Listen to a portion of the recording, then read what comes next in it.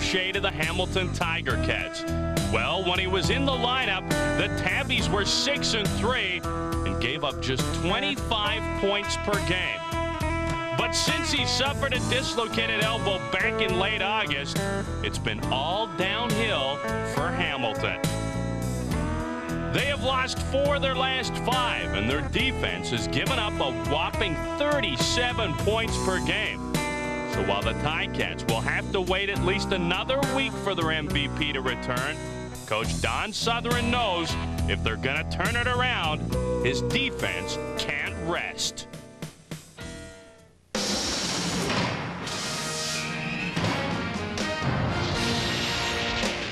While the Hamilton D has struggled, the Ticat passing game has not. Today, they are on the verge of a milestone. Earl Winfield already has over 1,000 yards receiving this season, and Larry Thompson needs just 3 yards to reach the millennium mark. If he gets it, they'll be just the third 1,000-yard duo in Hamilton history.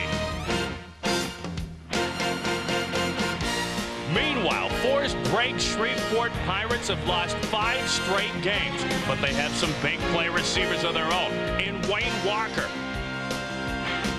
Freeman Basinger, and Curtis Mayfield. Today, they're looking to get back into the win column against the Ticats.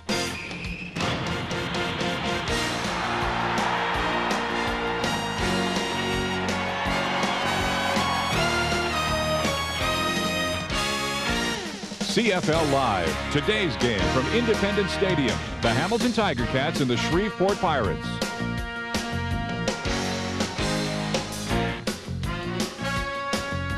Hi everyone and welcome to the CFL Live on TSN. I'm Darren Detition. We're glad you joined us this afternoon for the Hamilton Tiger Cats and the Shreveport Pirates. A playoff spot at this point in time was thought to be a formality for the Ticats. After all, just 3 weeks ago, they were 7-4 and putting pressure on the Eskimos and Lions. But 3 consecutive losses have pushed the Tabbies from being trouble in the north to a team trying to straighten itself out. Don Southern believes it all starts with a renewed running game. Under Dieter Brock, the Tabbies love to throw the ball. Now they're looking for that mix that makes a competitive football team come the fall. Southern's hoping Kalen Hall, who had just 6 carries in his last 5 games, will be the answer. Meanwhile, he's one of the most underrated players in the CFL. The Pirates, Martin Patton, is 3rd in the league in rushing with almost 850 yards and 12 touchdowns scored. The Ticats will have to shut him down. More on the Ticats. Here's Leif Pedersen and John Wells in Shreveport. Darren, the last time we saw the Hamilton Tiger Cats, they were 7-4 and shooting for 2nd spot in the CFL North. All of a sudden, they've lost 3 in a row and are fighting to hang on to 4th place. John, I think there's a real sense of urgency for the Hamilton Tiger Cats today for a couple of reasons. Number one, what you mentioned, they need to break that losing slump. And number 2, they really control their own destiny. They have 4 games remaining.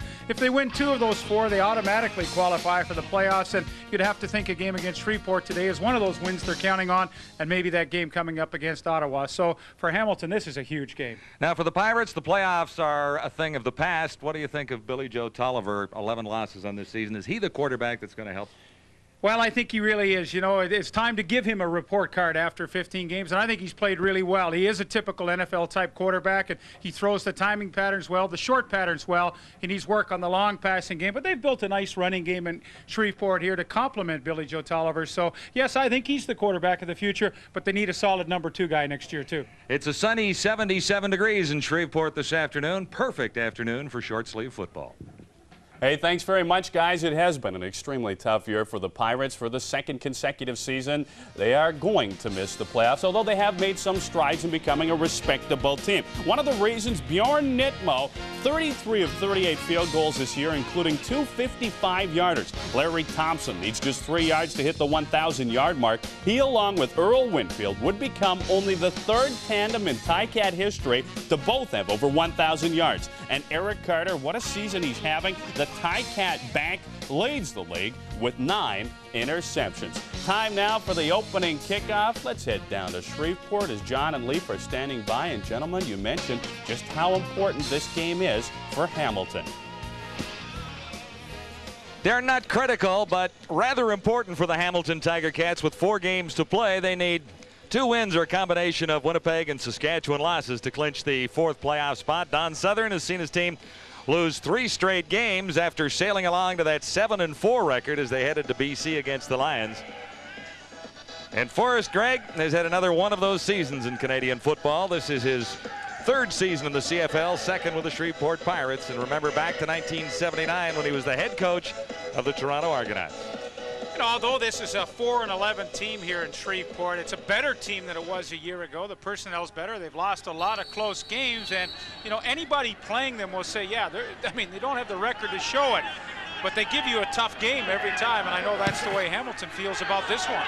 Bjorn Nitmo has it underway, coming down to Sam Rogers just inside his 20. He's taken one all the way back for a touchdown this season. He's out to the 35 this time.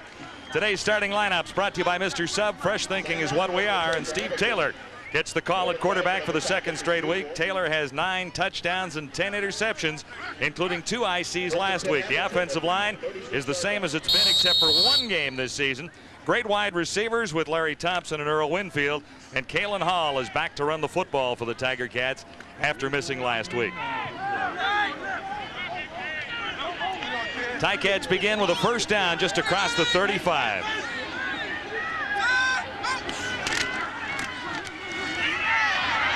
There's room for Kalen Hall out across the 50. Pirates defense, same group up front with Williams and Rogers and a pretty solid front 4. The linebackers a bit of a problem with Anthony Shelton starting outside, and Carlton Johnson and Brandon Hamilton face a test on the corners in this one against the Tiger Cats today. And one of the big changes is Anthony Shelton moving from middle safety to the outside linebacking spot. He's only 6'1", 195 pounds, and I know the Ticats feel that like they can maybe run against this linebacking core, and they had success on their first rush. A gain of 17 as Taylor goes to the air. He's on target. And down inside the 10-yard line. Ball squirted loose and right into the hands of Larry Thompson. They've ruled it a touchdown to Larry Thompson, picking up after Matty Hazard lost the ball. It rolled right to Larry Thompson. And the Ticats have scored on their first drive one more time. That's the 8th time in 15 games the Tiger Cats have scored on their opening drive. And when they score first, their success rate is really good. They're 5-3 in that department. And you know, when you use that kind of a formation that Hamilton loves with the trips to the wide side, oftentimes you get that favorable matchup backside. Able to do that with Kalen Hall down the seam, and Shreveport wasn't close. 7-0 for the Tiger Cats on a quick score with a bit of a break. And a lucky bounce to Larry Thompson. Ticats on top of the Pirates, 7-0 early in the opening quarter in Shreveport. Kalen Hall looks a little dejected on the sidelines because he dropped the ball after making a 55-yard reception, but the Ticats carried on into the end zone regardless as Larry Thompson picked it up and took it the rest of the way. And you're going to get a good look at Kalen Hall splitting the seam down the weak side, and that's what the formation did. They overloaded to the wide side, and then you hope you get this backside. Kalen Hall with his 51st catch, and see what kind of a contribution he's made. And you know, Ticats need a lucky break here to begin the game. Larry Thompson with the fumble recovery and the touchdown. But for a team who's struggled, all of a sudden you get your #1 back in the game, and he makes an impact play right away. Steve Taylor gets off to a good start with the pass completion, and you get the lucky break with Larry Thompson. I mean, that's 3 good things on one play, and Hamilton's off to a great start. Everything went right on that play for the Tiger Cats. As they prepare to kick off, Travis Cozart is deep, number 24. And he takes it at the 15. Out across the 35 to the 37. As Billy Joe Tolliver trots out onto the field with the Pirates offense, he has started every game but one for Shreveport in 1995. Ranked 7th among regular season CFL quarterbacks. The offensive line pretty well intact again in week 15. 40 sacks allowed in the first 14 games. And Wayne Walker and Curtis Mayfield evenly matched outside receivers, with Martin Patton the 3rd best rushing back in the league with 897 yards to carry the ball. 1st and 10 Pirates Out across the 35, little play action. Tolliver goes to the far side, and he has Norman Bradford. Bradford is up near the 55. Defensively for the Tiger Cats, another change up front with Sam Hairston in for Jesse Small on the injured list this week. Tim Brown makes his 6th straight start in the middle for Michael O'Shea at middle linebacker. Secondary lines up as usual. Greer and Carter superb on the corners. Yeah, Carter with 9 interceptions leading the league. He's having an unbelievable season, and he's learned that little talent about how to lay off receivers, make the quarterback think they're open, and then come up with some timely interceptions. An 18-yard gain setting the Pirates up at midfield, and this one is picked off, intended for Basinger, and grabbed by Don Robinson, number 16. Robinson's 3rd interception of the season. And Robinson looks like he's taking the ball for a souvenir. Well, it almost looked like Tolliver threw behind Basinger. Basinger cutting back to the quarterback, and pretty easy interception for Don Robinson. That's the 26th interception by that Ticat secondary this year, which is 2nd in the league. Last year they led the league in interceptions, and of course they have a chance to do that again. But again, another break. Ticats beginning at the 55, and Kalen Hall, number 24, for a couple this time. 6 yards for Hall as he gets back into the lineup after missing last week and a couple of games before that. Those numbers translate into 4.9 yards a carry, so you would think with that kind of an average they could have some success on the ground, although it just hasn't been a focal point for Hamilton. But now with Mike Faragelli as their offensive coordinator, they're looking more that way. This time Taylor will pass. He'll have the first down to Manny Hazard, but there's a marker down in the Ticat backfield, and it looks like Reggie Rogers offered a bit of a late hit on Taylor. Ticat should get a first down regardless, and a few yards added on. Don Ellis in charge of proceedings. Major foul, roughing the passer, Shreveport number 75. First down. And John, here's where you have to have a little discipline. Reggie Rogers beats the block of the left guard, Blaine Schmidt. Here he is up at the top, and as he comes in, the ball is clearly left the hand of Steve Taylor. And this was, here he's saying, hey, I beat the block, I'm going to get a sack, but you've got to have discipline and leave that quarterback alone. Now, hey, he didn't try and kill him, but you got to lay off the quarterback, and Don Ellis and his crew are going to call that today. So you complete the ball, you get another 15, and all of a sudden Hamilton's got the march going. Translates to a 28-yard gain for the Tiger Cats, setting Hamilton up just outside the 20. Little heat on Taylor. Eludes the first rush. Can he get away from another charge from the Pirates? Fired it where no one was, and a marker is down. And was it intentionally grounding the ball, or was it Rogers again on Taylor? I don't think there's any question that's intentional grounding. There wasn't a late hit. Taylor, he knows what he wants to do. He wants to get rid of it. And he's pointing to a guy. Hamilton number 9. That's a good call, because there was nobody within 20 yards in that area. And, you give Steve Taylor credit. I mean, that's the right play to make. But he just couldn't find a guy close enough to make it look legitimate. The pressure coming in, on the outside. Here comes Ray Savage. Johnny Scott, 72, is going to close down. And now the run. This is why Taylor's the starting quarterback. He can buy himself some extra time, but I don't know if you're going to get an accurate look at it here, but there was nobody. No one in a white jersey. No. Lots of Pirates in the neighborhood. 2nd and 24, Ticats at the Shreveport 35. Taylor operating from the shotgun under the cover, and a little short intended for Frank Maroff, number 82.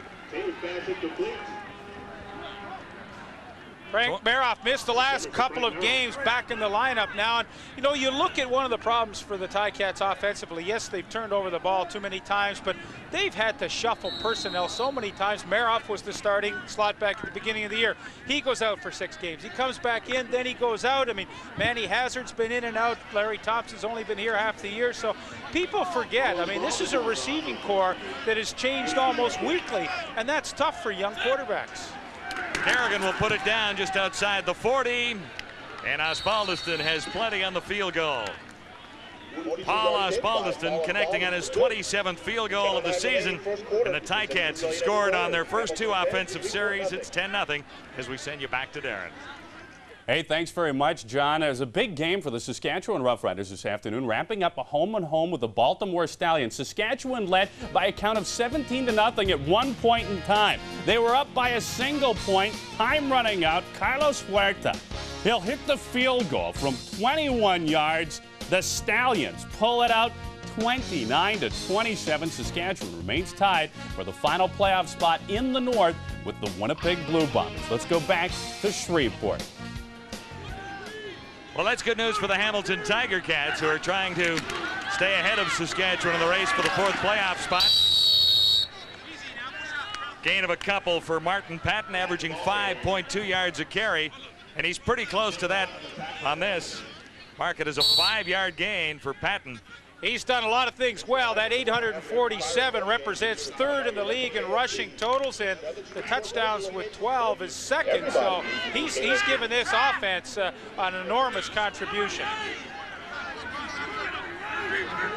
2nd and 5 Pirates, some early movement, and that draws a flag. Tolliver may have a free one here. For Patton, he couldn't hang on. Coverage by Hitchcock, number 42.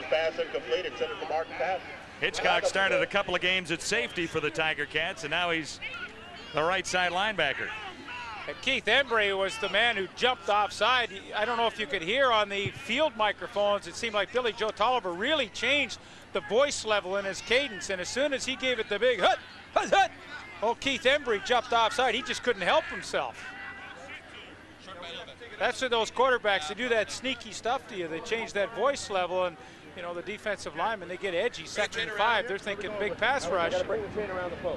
So they're measuring right now to see if that penalty would, in fact, pick up a first down before they make that decision. Okay, Don, we got her set.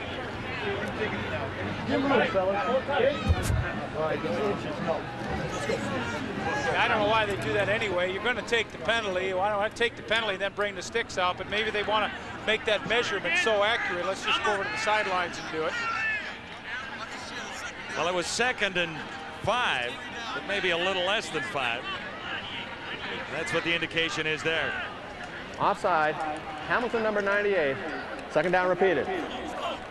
Mike Campbell they're talking about, but there was an early movement on both players there too.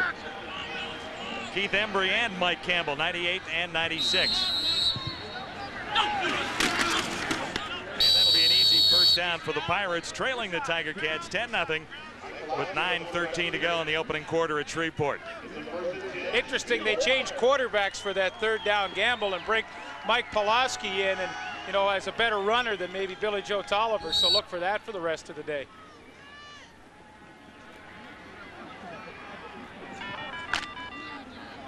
Well, you look at how both teams like to get the job done. Obviously, Hamilton likes to throw the ball a little bit more. They've become under criticism. Shreveport, much more balanced offense. Tolliver puts it up most of the time, keeps it on the ground here. And out near the 50-yard line for another 5-yard pickup. John, one of the things that Hamilton really wants to do this afternoon on defense is to try and force Shreveport to throw the ball on 2nd down. So that means they've got to have them in 2nd and 6, 2nd and 7 situations. So they really are going to pinch down the middle on that defensive front line to try and stuff up that run and make Billy Joe Tolliver beat them through the air. And now they can bring the nickel back in Sam Rogers because they got an automatic passing down. Patton picked up 4. This is 2nd and 6. Tolliver with time, swings it to Bradford, coming out of the backfield, and he can't get away from Rob Hitchcock. Solid play by Rob Hitchcock, number 42. You know, in weeks gone past, John, we talked about how defensive players break down to make a tackle. Watch Rob Hitchcock in his pass coverage. He's going to get out here, and when he comes up, watch how he breaks down and gathers himself so he can come up and be in a good tackling position to make the play on Norman Bradford. Now watch this. The feet are squared apart. The feet keep moving, moving. There's no place for Bradford to go. That is a textbook tackle for a guy who's really a defensive back forced into playing the linebacker position, and that was an awesome play.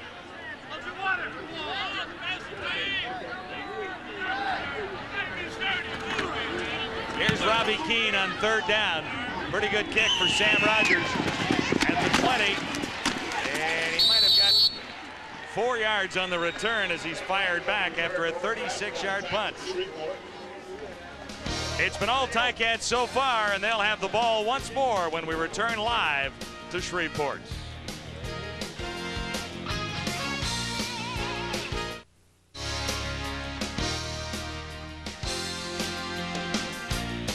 CFL Live on TSN. Brought to you by Pepsi. Nothing else is a Pepsi. And by Bell, Advantage long-distance services from the Alliance of Canada's only full-service telecommunications companies. Don Southern's Hamilton Tiger Cats have scored in the opening 2 drives for a 10-0 lead on the Pirates as the Ticats try and get a more solid lock on 4th spot in the CFL North with a record of 7 wins and 7 losses. And Baltimore wins at 29-27 over Saskatchewan, so they'll be smiling a bit in the Ticat room at halftime.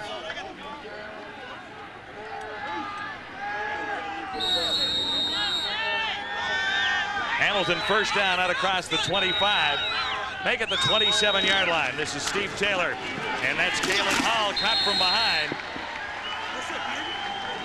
by Joe Monford, number 45, and Zingo, 39, is also in on the tackle. It's Chris Zingo.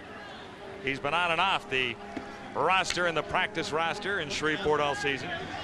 Well, you see Larry Thompson today with a chance. His first catch will obviously get him over that 1,000-yard mark, along with his teammate Earl Winfield. A nice accomplishment for that Hamilton receiving corps to have, too. Of course, Larry Thompson got a lot of those yards in the first few games he spent with Saskatchewan at the beginning of the year. But he's picked up 709 since joining the Tiger Cats. The fake to Hall as Taylor goes to his left, throwing on the run. Lee Knight out near the 40. And that'll be enough for a Ticat first down with no markers anywhere. Taylor's pass is complete.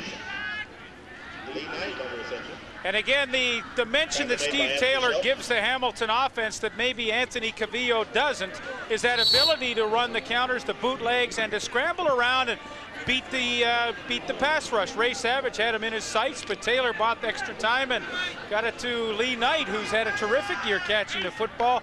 36 catches for him. Boy, if you like a blue-collar guy, you gotta love Lee Knight. Now at the 39, Ticats with another first down. And Taylor with time has Knight again. He's halfway to a first down out near the 45 and surrounded by Pirates down there. Harold Nash, 0-0 was there, along with Chris Zingo. Gotta like the way Lee Knight plays football. 37 receptions on the season now. 7 yards here. Well, he doesn't get to carry it. He's still looking for his first carry as a fullback, so he's in there for blocking and receiving purposes, and he's got some terrific hands for football. That's the second solid catch he's made, and he's averaging almost 12 yards a carry, so he gives you production. Shotgun for Taylor now on 2nd and 3. There are markers down.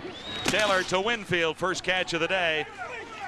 And finally wrestled back. Taylor's pass is complete to Winfield. That's Carlton Johnson, number 19, covering on Winfield. He looked to have 6 yards before he was thrown back. Well, one of the things Steve Dennis, their defense coordinator, said is that we have to stop Earl Winfield. In the games against Hamilton, he's absolutely killed us. So we're going to have to give him some tight coverage, some roll-up coverage to try and take him out of the game. Offside. Shreveport, number 19. Decline. First down. He was offside and still couldn't stop Winfield from gaining 6. Well, Earl working back to the quarterback, and you know that is solid coverage, but when you get up and bump and run as a corner, you still have to look back inside, so you give yourself that yard. Kalen Hall away from the first wave of tacklers, breaks through, and he's out across the 45. Solid game for Kalen Hall already. At a 55-yard reception that ended up in a touchdown for the Tiger Cats. 17 more yards for his total now.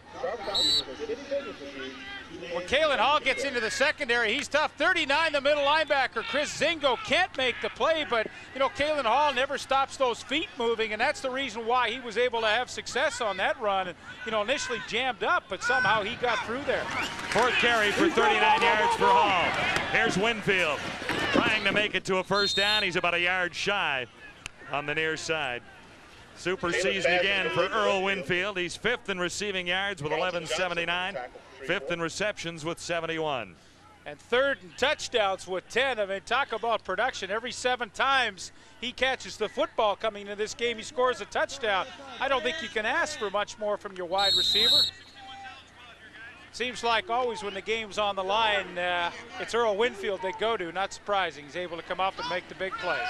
And over 1,000 yards for the 3rd straight season. Picked up 9 in the previous play, making this 2nd and 1. Easily converted by Kalen Hall off the right side. Hall picks up 4. Hall, the ball carrier. Ticats offense has looked very, very solid this afternoon. Well, they've simplified the offense, John. When Mike Farragelli took over, he felt like in the passing game there were too many pass patterns that had too many adjustments to them. The receivers having to do far too much thinking. So they've taken a lot of the adjustments away. If you're running an out, you run an out. You don't maybe think hook. So they've simplified the passing game just enough that everybody seems to understand their role a little better. This is Taylor on the 8th play of this drive. He has time and an open target. It's Winfield again.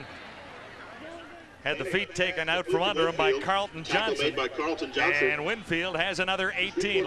And this is a scheme to free up Earl Winfield on the backside. You got 4 receivers strong and just Earl Winfield on the backside. Now he just goes down and tries to find an open area, make himself a good target for Steve Taylor. And you know, when you have 4 receivers wide and Earl's the only guy backside, you have a lot of field to work with it. Taylor now got on 7 of 8 for 122 yards and the 1 touchdown. He has a 1st down at the 12, and the play whistled down. Offside is the indication, and we'll hear that from Don Ellis.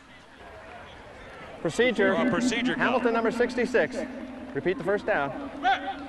So that's Blaine Schmidt moving a little ahead of the snap. Yeah, he did jump a little bit early, and now when you get down to the red zone, I mean, you don't want to make mistakes like these. You get down at scoring distance, you know, 1st and 10's a lot better than this 1st and 15, and those are just mental mistakes that you kind of have to eliminate. Hamilton's been bothered with turnovers and mental mistakes down here lately. It's 1st down repeated, 15 yards necessary for the Tiger Cats. Taylor looks for Manny Hazard, and he's back to just across the original line of scrimmage. Taylor's pass is complete to Manny Hazard. That's Taylor's 8th completion in 9 attempts. Catfish King now has 2 Shreveport Bossier. That's one of the problems the Shreveport secondaries had to endure this year. Teams are completing about 62% of their passes against this secondary. So, you know, Steve Taylor, I mean, he's a quarterback that would look at those statistics and say, well, I can have a good day against this secondary. And already he's only missed 1 pass. He's 8 for 9, and Shreveport's making it look pretty easy. They're laying off Winfield all of a sudden, letting him have room and letting Manny Hazard have some room. And Steve Taylor's all of a sudden 8 for 9 against a secondary that's very willing to let you complete a lot of balls against it.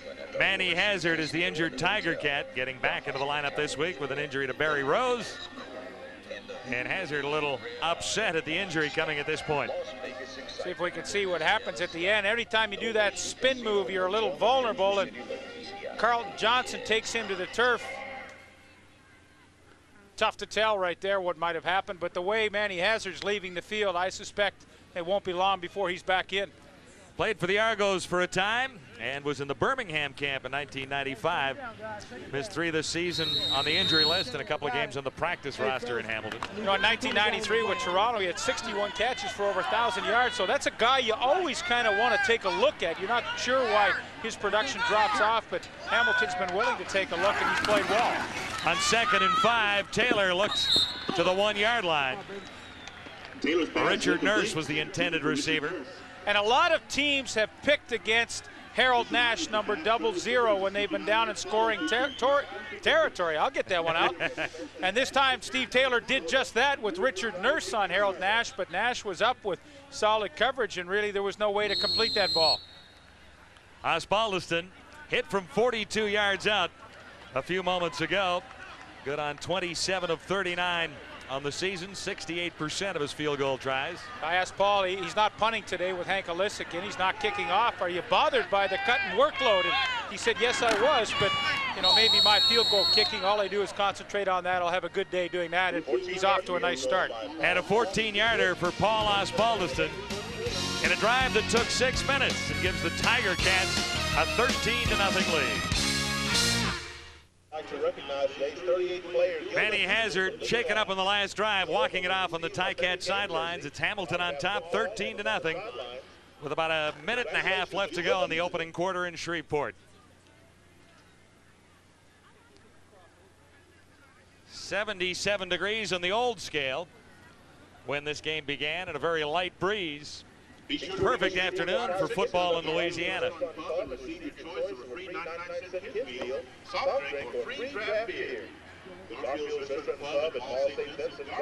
Billy Joe Tolliver has yet to hit the end zone or get the Pirates on the scoreboard.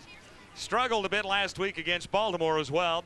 11 of 21 for 175 yards, and he tossed a couple of interceptions. Well, you can see how Hamilton has really dominated this first quarter, 13-0, and one of the reasons why they've had the ball a heck of a long time. Pirates beginning at the 35 as Tolliver goes back to the shotgun and is on target for Mayfield on the far side. Quickly surrounded. Eric Carter, the left cornerback, was the first Tiger Cat there. I think if you look at Shreveport, maybe one of the disappointments this year has been Curtis Mayfield. He's played in every game for Shreveport, and yet this is only his 48th catch of the year. I think when they, signed him as a free agent, they expected that he would be one of those guys that could really dominate the league like he did a year ago with Las Vegas with so many touchdown receptions, but it just hasn't worked out that way. I know he's a lot better than his numbers indicate. He had 12 touchdowns with a posse last season. 2nd and 2 for Tolliver. Markers are down, and Tolliver is on target for Wayne Walker in the far side, number 80. Forced out by Gary Lewis, 17. Walker spent a little time with the Ottawa Rough Riders in '93 and played 16 games with the Pirates last season. Almost a local guy out of Texas Tech. He's one of those kinds of receivers that can lull you to sleep, and before you know it, he's by you for a long one. Illegal procedure. Shreveport number 80. Repeat the second down. Well, he got a jump on it that time. It was Walker. He didn't lull the officials into sleep because they caught him for procedure, and what would have been a first down, it plays right now into Hamilton's hands with the game plan that they had on defense. They've got Shreveport in 2nd long, 2nd and 7, and again they can bring that nickel back in, Sam Rogers, and cover everybody and just rush 3 people up front. From 2nd and 2, it's 2nd and 7.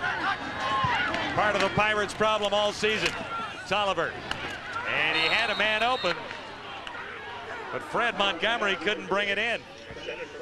So you see the little things that give the Shreveport Pirates difficulty. You have a first down, all of a sudden you lose it by penalty, and you can't convert on 2nd and long. Should have been a catchable ball right here by Fred Montgomery. I'm not sure he would have had the first down, but nevertheless, those little things, all of a sudden the drive is killed, and you've got to give the ball away when you've hardly had the ball at all here in the first quarter. Robbie Keane standing just inside his 25. Rogers is the key returner for the Tiger Cats, number 31.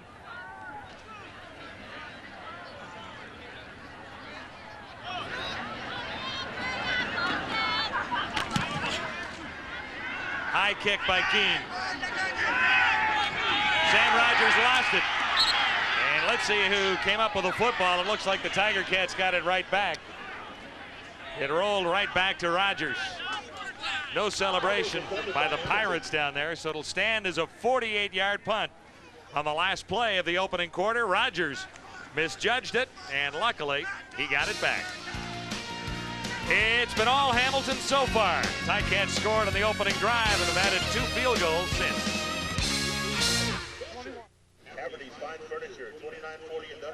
To begin the second quarter, the Ticats have a 13-0 lead, and they have the ball back. They have monopolized the clock so far in this game and marched for a 57-yard touchdown.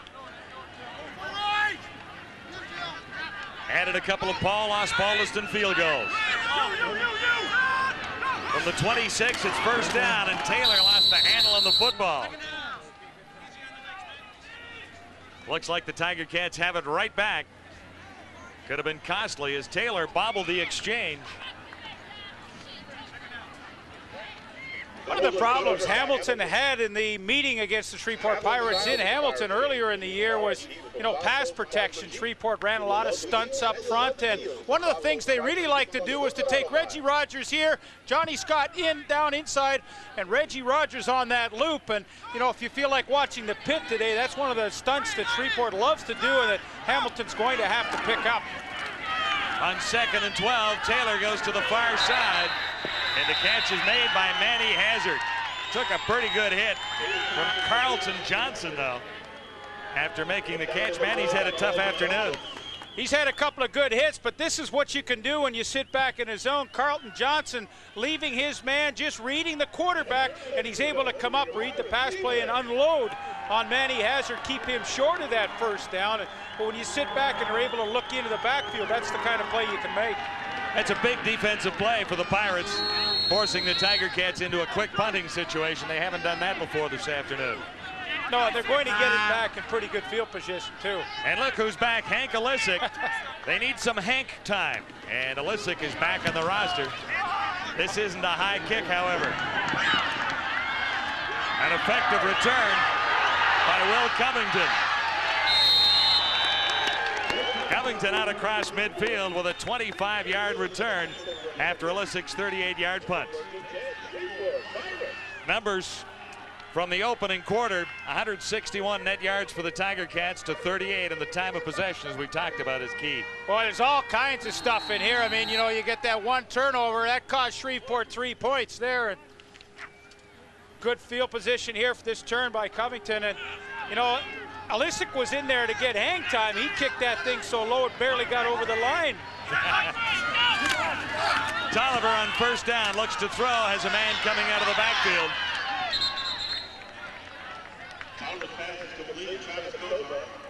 That's a good read by Billy Joe Tolliver. If they're going to drop off like Hamilton loves to, dump it off. And, Rob Hitchcock getting a chance to play the outside linebacker spot. He's a local Hamilton guy from Glendale High School, went down to Weber State. And at Weber State, he kind of played what they call that monster position. You're not really a defensive back, you're not really a linebacker, in between. So this is not an unfamiliar spot for him to play. Travis Cozart with his first catch of the ball game. 2nd and short now, 2nd and 2. Cozart gets a carry, and there's nowhere to go. Might have grabbed 1 yard. Cozart's the ball carrier. David Wilkins on the tackle for Hamilton. Just a reminder, the official travel agency of the Shreveport. Pretty good hit on Cozart. David Wilkins, number 93, defensive end out of the Indianapolis Colts camp, who is back in the lineup now, getting his first taste of some action, gets the nice penetration and makes the play on Cozart in the backfield. And for a team that rushes the ball well, that's kind of deflating not to be able to pick up that first down on 2nd and short. Actually, there was no gain on 2nd and 2. So Forrest Gregg decides to take the safe 3, sending Bjorn Nitmo out there, and this is pretty safe. Nitmo hitting on 86% of his field goal tries. Second best percentage in the league, and this will be spotted at the 45. Nitmo has the distance, and he has the Pirates' first 3 points. Set up perfectly for Bjorn Nitmo to get his first 3 points of the afternoon. 34th field goal and a perfect hold for Nitmo. Perfectly hit from 45 yards away.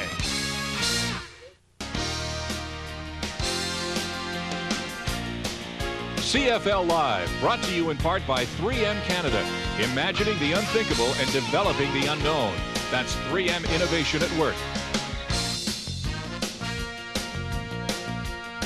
Welcome back to Shreveport with the Ticats. Hang on to the lead. It's been cut to 10 points now on a 45-yard Bjorn Nitmo field goal.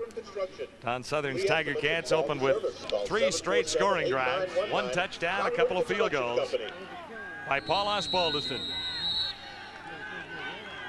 Ticats from the 35 on first down.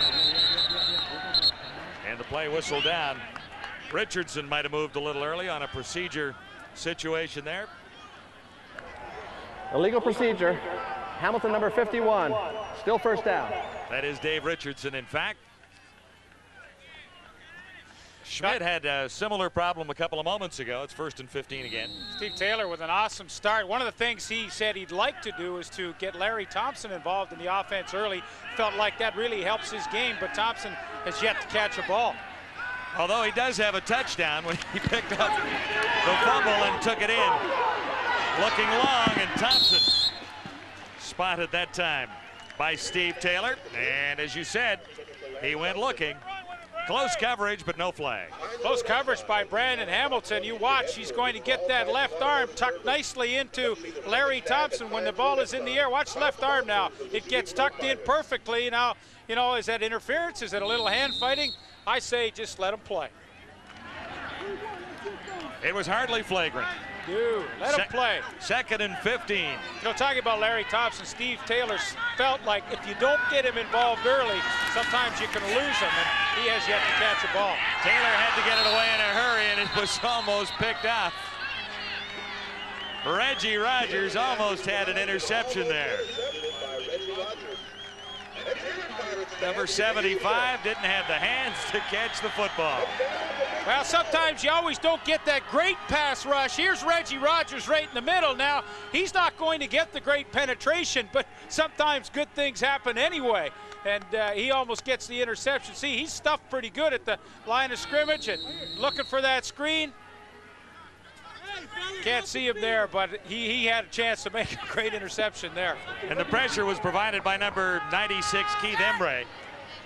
You know, you felt like Shreveport almost needs something like that to happen to get him back into this one.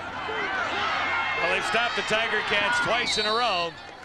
And Will Covington sets up decent field position for the Pirates with a 5-yard return after a 33-yard punt by Elisic. Now let's go back once again. It's a good look at Reggie Rogers right here. Here's Kalen Hall. When Kalen Hall sneaks out there, Reggie Rogers is thinking the same thing. Screen pass, you know, that's something you just kind of sense. So he drops off, and whoa, he'll be going to practice now, working on his catching a little bit, because he should have maybe had one there. Pirates 1st and 10. Beginning at the 52, Tolliver's shotgun. Has time and has Freeman Basinger, who squirted away from the first wave of Ticat tacklers, led by number 52, Tim Brown. Roger Hennig on the tackle. First catch by Basinger, Leaf. Well, Basinger's a guy that gives you great production in your return game, kickoffs and punt returns. He can let you down a little bit sometimes as a slot back. He'll make some great catches, and all of a sudden, for some reason, he'll drop the easy one. But, you know, when a guy gives you that much and you have limited rosters in the kick return game, you have to always take a chance with him as a wide receiver as well. 2nd and 4.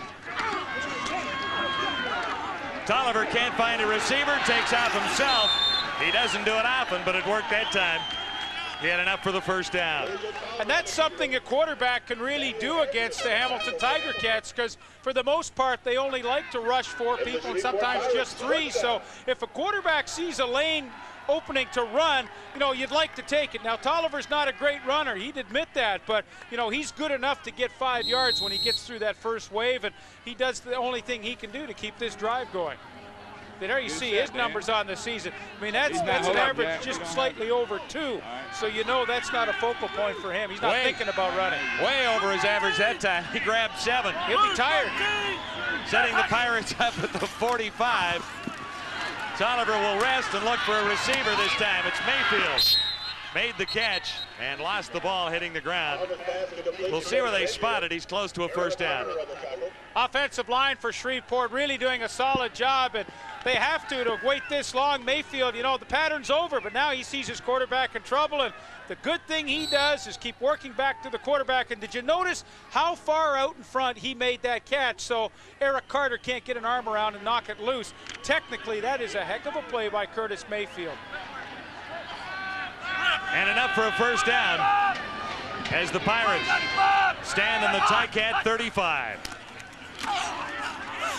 Tolliver steps up, has Bradford sneaking out of the backfield, sneaking to the far side of the field. Finally surrounded by Tiger Cats.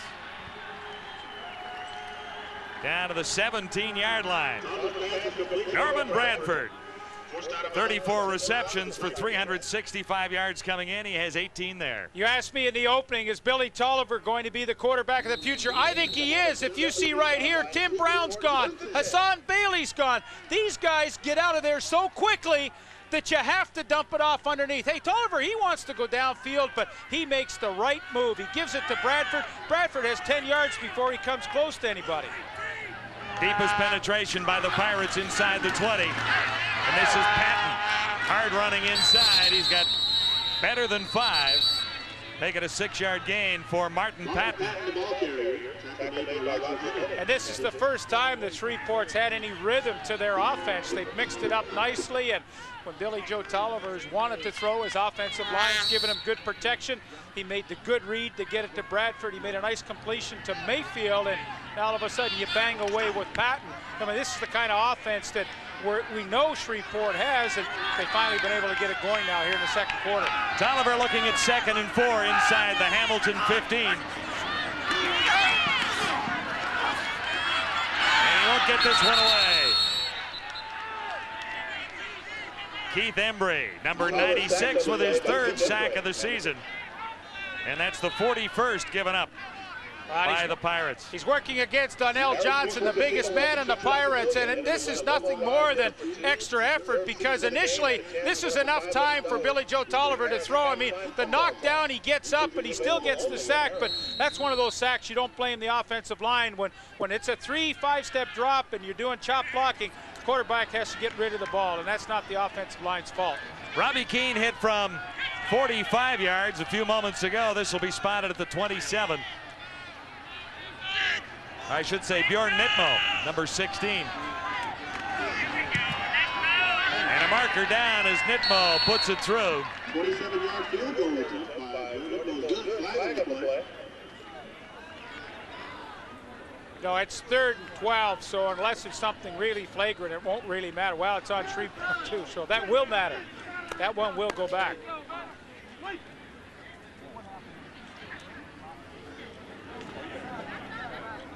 Bjorn Nitmo hit from 45, and we wait to find out what the problem is down there. No penalty will be applied on the play. The field goal stands. Well, I guess that was the problem. There is no penalty. Flag dropped in error. Back-to-back drives end in field goals for the Pirates, who are back in the ball game and trailing by just a touchdown. Robbie Keane and Bjorn Nitmo, a pretty good kicking combo for the Pirates. It's Keane holding here for Nitmo from 27 yards away. Yeah, they're a nice group. Keane, second time, he's given him a nice hold and a nice spin. Tie catch. Handed to Kalen Hall. Tripped up from behind by number 39, Chris Zingo.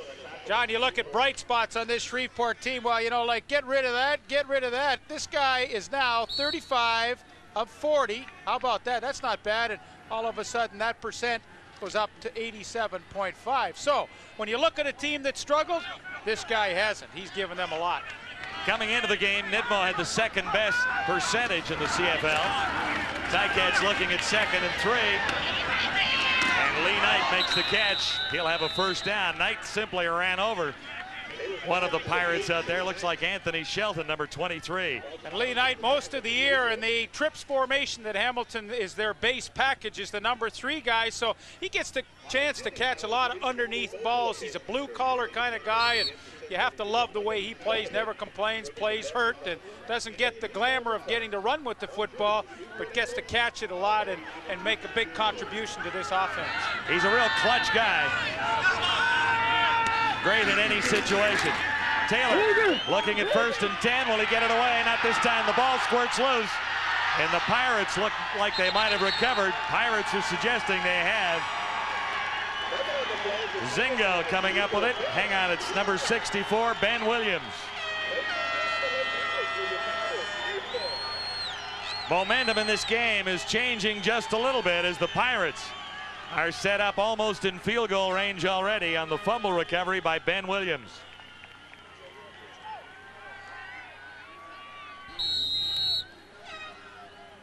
The left of your screen, you see Johnny Scott coming, and then it's Ray Savage who rips the ball loose. Ben Williams will recover. I mean, it's the front four of the Pirates that I've loved all season long. I mean, I know the team has struggled, but it still is a solid front four, and they get the big break with the turnover.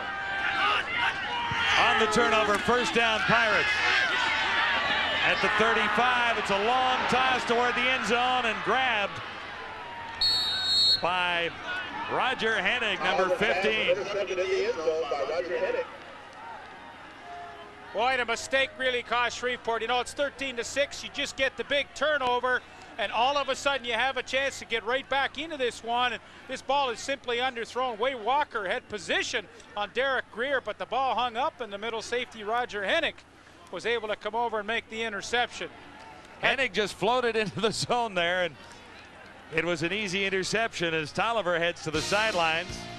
He'd be anxious to have that one back. It's the Ticats by a touchdown. We're live from Louisiana. Yeah. Ticats have it right back on Roger Hennig's interception.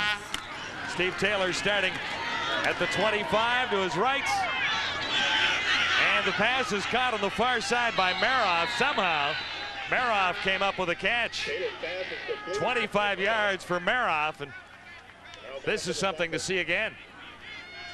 That's a great catch by Frank Maroff. He's back in the lineup after missing a couple of games, but Harold Nash had pretty good position. You'll see a nice action to get Taylor outside with good sight lines downfield, but watch Nash cut in front, and boy, that hand, I mean, I don't know how he missed it, but good concentration by Maroff, not only to make the catch, but to get up and run for a few more extra yards. Quickly, the Tiger Cats are out at the 50. Taylor, shotgun, near side, Larry Thompson. Thompson is over 1,000 yards on this season when you add up his totals in Saskatchewan. And with the Hamilton Tiger Cats, 5 yards for Thompson there. So for Larry Thompson, an opportunity to move over the 1,000-yard mark for the season with that catch, his first of the ball game, and a good read by Steve Taylor. If they're going to give Larry Thompson and Earl Winfield that kind of room, in that case Brandon Hamilton, you've got to throw those hitches. They're excellent first down plays. Call it a gain of 6 for Thompson. 2nd and 4 for Taylor. On target, but Hazard couldn't hang on. Coverage by Harold Nash, 0-0. So John, with Larry Thompson over 1,000 and Earl Winfield over 1,000, you go back and you see the last time the Ticats did it was in '86 with Tony Champion and Rocky DiPietro, and before that, old buddy of mine, Keith Baker, and Rocky DiPietro did it in 1982, but when you look at '86, you remember Tony Champion. Whenever I see his name, all I think about is the catch in the '89 Grey Cup that he made against Saskatchewan. And it wasn't quite enough. It wasn't enough. But it set up a wild finish, or a terrific finish to that one at Skydome. Hank Alisic has not been getting it high, and the hang time Ticats were looking for. Covington on the return.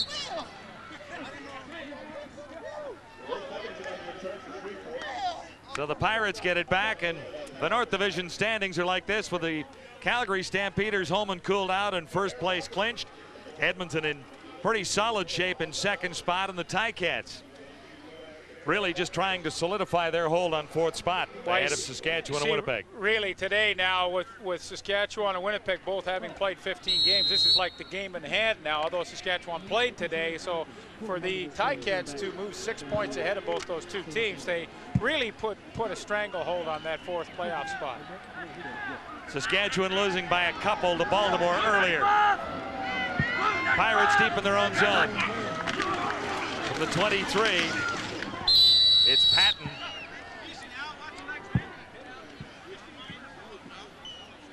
Martin Patton averaging 5.2 yards a carry with 12 touchdowns along the ground. And over 850 yards in total. 4 yards there.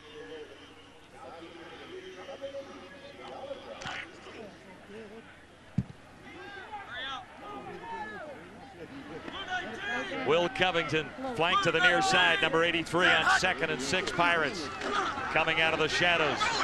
Tolliver steps up, can't get it away. Second time he's been down so far this afternoon, and Samuel Hairston is there. And they did it with a three-man pass rush, John. They went to the nickel back. Rogers comes in, and Samuel Hairston, who's getting a chance to play today for the injured Jesse Small. And here he is at the top of the screen working again on Donnell Johnson. And, you know, with that three-man rush, they get the job done. Solid coverage downfield with 9 people. And the inside move beats Donnell Johnson. And Samuel Hairston comes up with the sack. Now, he's called Samuel Hairston Sr. What do you think his 2-year-old son's called? I would guess Junior. You got it. Hey, Sammy Jr. It's 13-6, and the Ticats have the lead. You know, John, there's Samuel Hairston right there. And in the fact book, you know, they list things that players like or dislike, and one of his dislikes was obviously quarterbacks, and he dislikes cowards. So I don't know if there's some correlation there, but that's what Samuel Hairston Sr. said. Well, there aren't very many cowards that last as quarterbacks, right? Oh, I guess not. So if you're willing to stand there and take the punishment, Samuel Hairston Sr. likes you. Good kick by Robbie Keane coming down near the 45 to Sam Rogers. The other Sam on this team, Anthony Shelton, leading the Pirate tacklers that time. 47-yard punt, a 5-yard return, and let's send you back to CFL control. Hey, thanks very much, John. The Saskatchewan Roughriders, they took the punishment this afternoon. They took on the Baltimore Stallions. They could not come up with a victory. At McDonald's halftime, we'll have all the highlights for you. CFL news and notes, and also your thoughts, guys, on this first half and what has transpired thus far and what we suspect in the third and fourth quarter. Let's go back to Shreveport, to John and Leif. Guys? Darren, initially Hamilton stormed out to a 13-0 lead, and all of a sudden they've kind of let Shreveport sneak back into this one, and you know, Hamilton has to pick up the pace a little bit. Big sequence here for the Pirates defense as Taylor goes to work looking for Thompson. And that was Bobby Evans covering on Thompson that time. Ticats scored in the first three times they had the ball. Boy, you see terrific coverage by Brandon Hamilton, who doesn't show a heck of a lot of respect for the deep speed of Larry Thompson, and he snugs up and gets in there and able to break up the play. And, you know, Hamilton early in the first quarter was getting a lot of good second down situations, and that has really faded into a lot of second and longs in a hurry. And this is another one, 2nd and 10. Taylor in trouble. Almost got to a receiver on the far side, but it was tipped away as Taylor felt the pressure. Looking for Maroff. And they get the pressure with their favorite stunt. Here's Ben Williams, and you get the outside guy coming down, and here comes old Ben Williams, and Hamilton's had an awful time trying to protect against this stunt this year. There you see it. Boom, the outside guy, Savage, takes 2 people, and Ben Williams comes free. And for some reason, the Hamilton offensive line just can't get that blocking scheme down, and Steve Taylor tries to complete a ball, but that's under a lot of pressure. But that's the stunt we showed you about earlier. It's the favorite one. They do it from both sides, and Shreveport seems to have a lot of success with it. Alisic. It's not high again, and it's not deep. Pirates at the 35 draw a penalty. Covington was returning just a 26-yard punt, and they brought Alisic back into this lineup to get a little hang time on those punts. No yards. Hamilton number 7. 5-yard application. It's the new look in that nose piece now. It's the colored nose piece now. Color coordinated with your uniform. A lot of guys do just that with magic markers and crayons in the dressing room, I guess. They must. I mean, a lot of guys just wear that plain old beige one, but now we're getting a little more artistic with some of these things. Here's what's happened to the Tiger Cats' last 5 possessions, 4 punts and a fumble.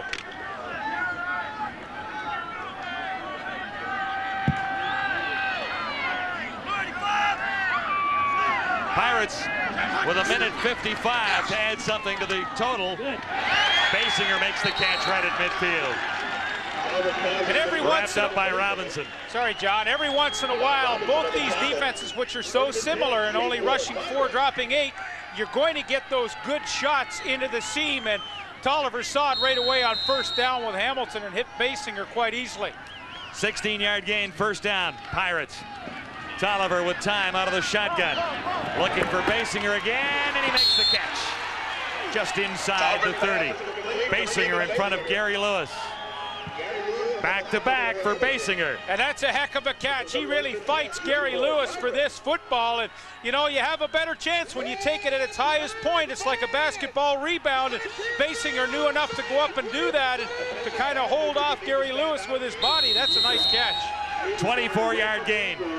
Tolliver now down at the Ticat 30. Definitely in scoring range with 1:30 to go to halftime. Tolliver to the left and now looks right. He has the touchdown. Martin Patton. Tolliver to Martin Patton for the Pirates. Second receiving touchdown of the season. And the Pirates come roaring back.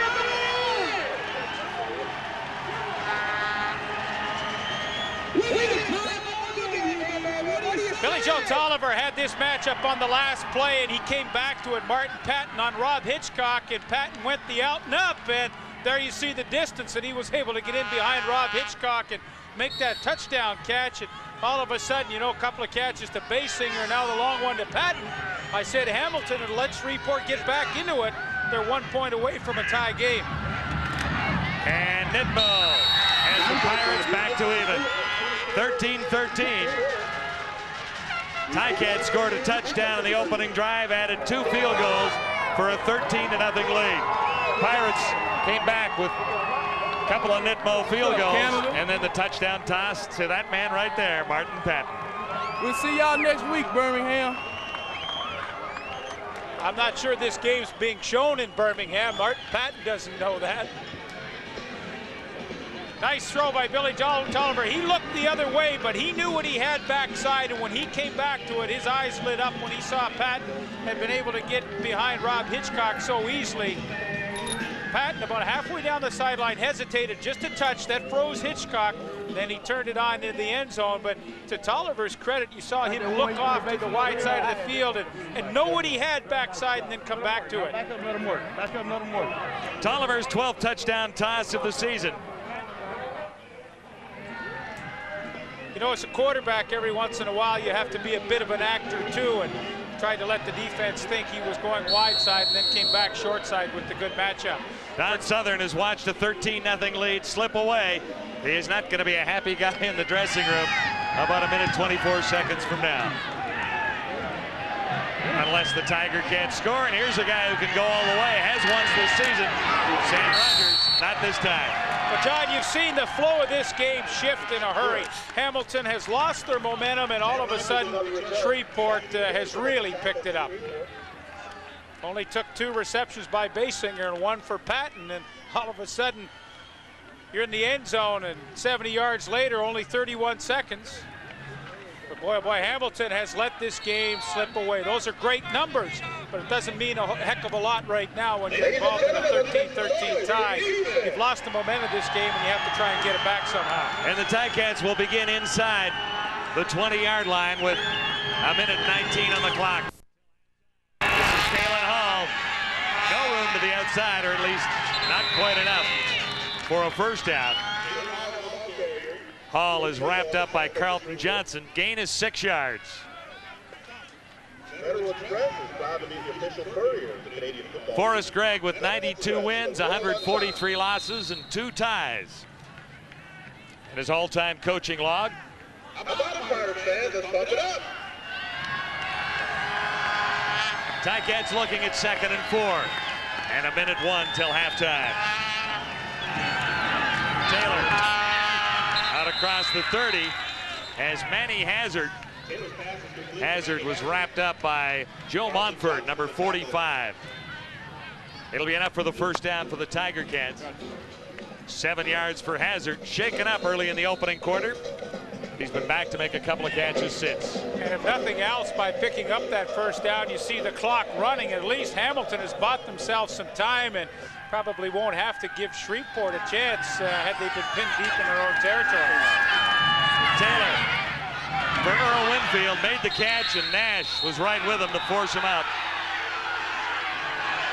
Well, I don't know. They're going to call roughing here on Harold Nash. I got a bit of a problem with this one. You know, Winfield's going to make the catch, and maybe they're throwing the flag that he was out of bounds and came back in. That could be it, too, because they had the roll-up coverage, and Carlton Johnson was trying to force him out to the outside, and I think that's maybe what they're looking at. We'll know soon enough. I think that's what they called out of bounds and come back in. Illegal participation. Hamilton number 1. Repeat first down. That was a good job by the corner, Carlton Johnson. He pushed Winfield out of bounds when he was going to let him go deep into the zone. And then, of course, Harold Nash is supposed to pick him up deep, which he does. And although Winfield makes the nice catch in bounds, you can't leave the field of play and come back and participate. At least under your own steam. Well, that's illegal participation, as Don Ellis told you. I like that. It's a fancy way of saying you can't go out of bounds and come back in. Absolutely. First down and a bunch for the Tiger Cats. Drop play to Kalen Hall. And the Pirates weren't fooled. And the Pirates ought to be taking their timeout maybe right here because, and I think that's what they're going to do. They do take that timeout because this is where you want Hamilton to, have Timeout to called.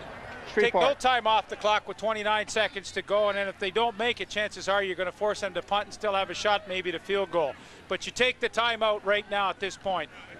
Rather than waste the time on the return or let the Tiger Cats take it off the board. No, solid coaching by Forrest Gregg. He knows the situation, and this was the best one to do.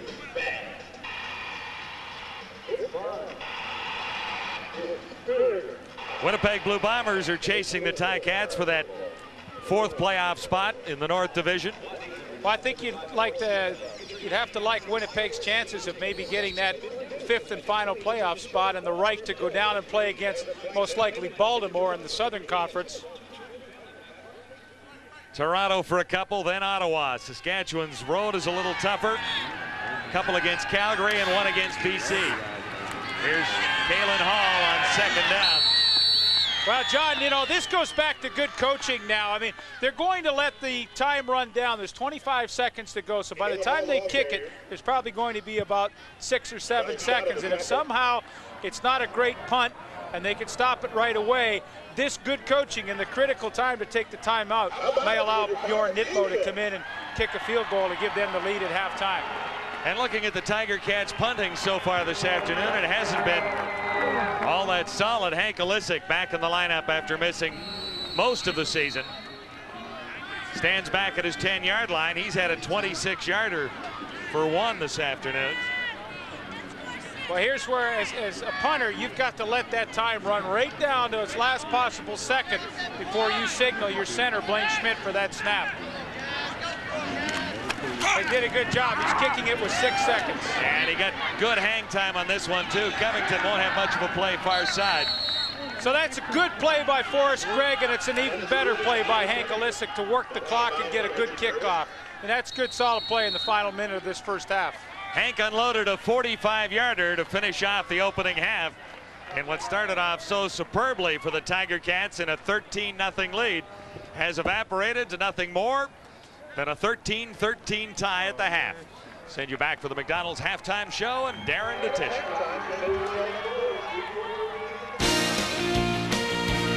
McDonald's halftime, presented by your local McDonald's restaurant.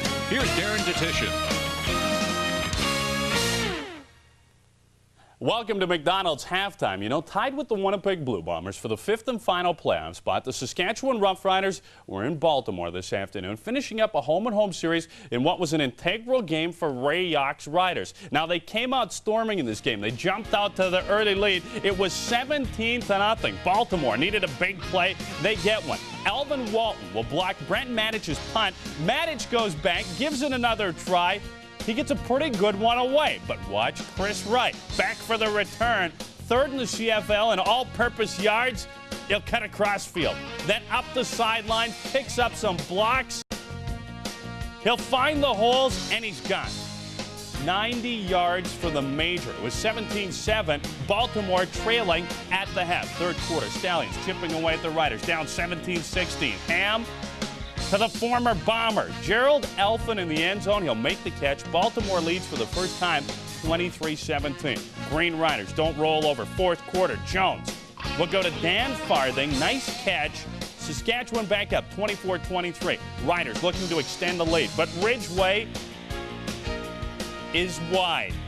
Chris Wright is going to bring it up. Do you think maybe? Great speed, nice spin move on Ridgeway. He takes it down to Saskatchewan's 29-yard line. A 95-yard return. That would lead to a Carlos Huerta field goal. 26-24 Baltimore. This one isn't over yet. Jones to Mims. He flips it back. Jones to Albert Turner. He goes down to the 4-yard line. The Riders would take a field goal. They retake the lead. 5 seconds left, though. Huerta nails the 21-yarder for the second straight week. The Stallions pull out in a victory in the dying seconds from Saskatchewan. A crushing loss for the Green Riders. Pringle with a big day. 21 carries, 171 yards. Carlos Huerta with 5 field goals in the football game. The Stallions have now won 7 straight at Memorial Stadium. 16 points in the third quarter of play. Boy, that's a big break for the Winnipeg Blue Bombers. And tomorrow, the Blue Bombers, coming off their rather huge win over Hamilton last week, are in Toronto. The Argos have lost 9 straight games. Things have gone from bad to worse for the Boatmen. More on them in a moment. Cal Murphy's team, following tomorrow's game, will finish up the season with 2 home games. The Argos next week in Winnipeg. Then after a week off, the Ottawa Rough Riders. The schedule definitely favors Winnipeg as they remain tied at this present time with the Saskatchewan Rough Riders for the final playoff spot in the North Division. Back to the Argos. Rookie Canadian linebacker Sheldon Benoit is expected to start for Toronto tomorrow as Jermaine Younger has been suspended indefinitely. Younger hit assistant equipment manager Jason Calero during a practice on Thursday. He's been reprimanded by coach and GM Bob Obilovich. Meanwhile, Calvin Tagle, who was penciled in to replace Younger, failed to show up for an afternoon practice. It puzzled Ovi, so Benoit gets the call. From the bad news, we go to the good news. Doug Flutie, he might be back for the postseason with the Calgary Stampeders. Flutie, who had surgery 1 month ago on a torn flexor tendon in his throwing arm, will have the arm examined next week by Dr. Frank Jobe in Los Angeles. Originally, it was thought he would be out for 4 months, but Doug says it feels great. Stamps head coach Wally Buono cautiously optimistic. Meanwhile, Jeff Garcia, he has not missed a beat. The Stamps 6-0 with Garcia as a starter. He's thrown for over 2,500 yards, 20 touchdowns, and just 4 interceptions. Tomorrow, he'll take aim at the Lions. BC's 9-5, 1 win back of the second-place Edmonton Eskimos, who have the week off. In a Southern clash, the Texans have won 5 straight. They're in Birmingham with 16 points. The Barracudas just 2 points up on Memphis, hanging on to the third and final playoff spot in the South Division. While the Mad Dogs are home to the Ottawa Rough Riders, Damon Allen and company, they have to win this game. After all, Ottawa just 2-12 on this season. Okay, we'll take ourselves a short break. When McDonald's halftime returns, life on the sidelines in the CFL, we leave you with the North and South standings. Stay tuned.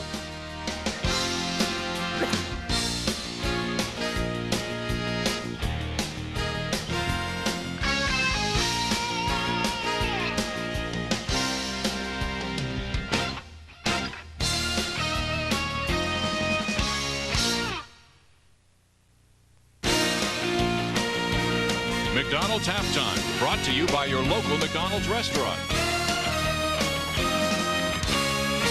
Welcome back to McDonald's Halftime. I'm sure Hamilton head coach Don Southern, the Hall of Famer, had a few choice words for his team. You know, they rattled off 13 points in their first 3 possessions, but they've been shut out since then. Kalen Hall, they wanted to get him into the offense. 115 yards total offense. He's doing his job. So are Bjorn Nitmo and Ozzie, both with 2 field goals apiece. Patton, 14th touchdown of the year. He's got 12 rushing TDs, 2 receiving touchdowns. He's 3 back of the CFL leader, Corey Philpott of the BC Lions. Let's head back to Shreveport for their thoughts on the first half and what was a pretty entertaining half. Here's John and Leif. All right, Darren, an interesting football game to say the least. All Hamilton, as you mentioned, in the first quarter where they scored 13, and then Shreveport comes back and gets even with 13 points in the second. It's really been a funny game. It's like 2 different halves each quarter. You know, Hamilton starts off, they have 161 yards in the first quarter and then only 75 yards of offense in the second. And Shreveport was asleep in the first quarter, only 38 yards, and then they come back with 116. So both teams really took turns dominating each other. So we're at halftime, scores tied. Should be a heck of a second half. Yeah, and I'm sure there's a pretty good wake-up call in the Tiger Cat dressing room as Don Southern talked to the Tiger Cats after blowing a 13-0 lead. Should be an interesting second half in Shreveport. Thanks very much, John and Leif. We'll take another break. When we come back, we'll kick off the third quarter. Independence Stadium in Shreveport as the band's still on the field with the Tiger Cats and the Pirates even at 13. Interesting stat story from the opening half.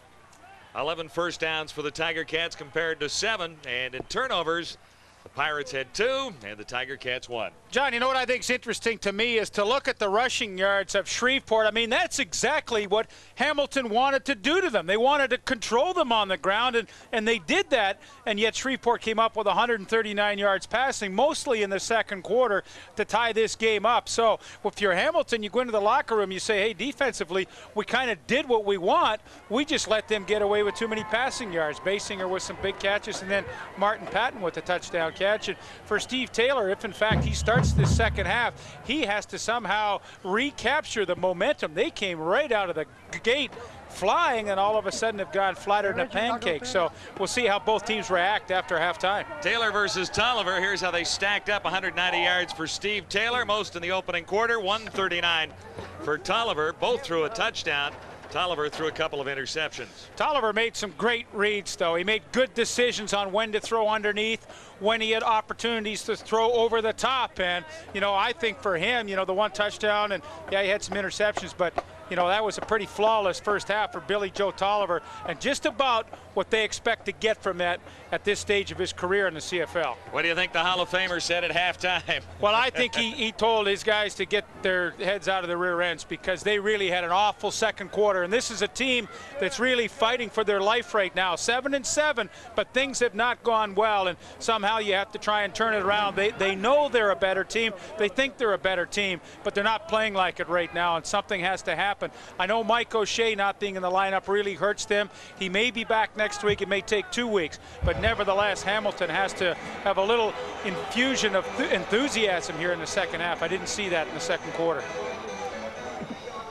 Meantime, the Pirates roared on, and this is a different Ticat team without Michael O'Shea in the lineup. 6-3 with O'Shea in the lineup, and 1-4 with Michael O'Shea not playing middle linebacker. Second half underway. And out near the 35-yard line, Sam Rogers on the return. John, I don't think we did that graphic justice, and we'll bring it back to have a look what the impact it makes on the Hamilton team when Mike O'Shea has not played. Out of the lineup, only 1 win in the last 5 games, and the points allowed, that's 37 a game, and before that, 25 a game. So you think this guy's important? You betcha he is, and hopefully he'll be back maybe next week, most likely in 2 weeks. Winfield to the near side. That means Thompson flanks to the far side of the field. Taylor has passed 19 times. Kalen Hall, close to 5 yards. Kalen Hall, the ball carrier. Johnny Scott on the tackle for Shreveport. Johnny Scott, with 3 sacks on the season, made the tackle on Kalen Hall. He missed last week, back in the lineup this time. Over 100 all-purpose yards. See those rushing yards, 64. There has yet to be a Hamilton Tiger Cat running back this year to have a 100-yard game. And I said to Don Southern today before the game, Sudsy, I said, if your team rushes for over 100 yards as a team, I think you have a good chance to win the ball game. He agreed with that. And Kalen Hall, with those 64 yards, has a chance now to be the first back this year to go over the 100-yard mark. Is that what happened to Dieter Brock in Hamilton? He wasn't running the football enough for Don Southern's liking? No, I'm not so sure it was just merely running the football. He wasn't willing to change his offensive scheme. He wanted a trips receiving type offense with no 2-back offense. And, you know, now they've gone back to more 2-back offense like they're in right now. And I think Mike Farrell gave that to them. Dieter Brock just didn't want to change, so he hit the bricks. Taylor on 2nd and 6. He has his man, but he may be a little short of the first down. Montford with a solid hit on Frank Maroff after he made the catch. Boy, this is what zone defense does to defensive backs and linebackers. All of a sudden, you get your drop, but you can keep looking back this way, and when a receiver comes into your area, as did the receiver into Joe Montford's area, you get to come up and you can do this. See the helmet right in front? That's an awesome hit, but you can only make those kind of hits when you're in zone coverage. When you're man-to-man, very rarely do you see those kinds of hits. Ticats will kick it away on 3rd and 1. Boy, both these defenses are so similar in their philosophies. Rush 4, drop 8, and then come up and make the tackles. High kick for Illicik this time, taken by Covington. Away from the first wave. Will Covington still going, and is stopped near the 45-yard line. Caught by Maroff with Richard Nurse in the area. 30-yard return. Nice moves by Covington in his rookie season out of Troy State. Pretty shifty moves here by Covington as he gets by a whole bunch of people and looks for some open space. Little juke right here to get by Giftopoulos. Okay, Alan, working out.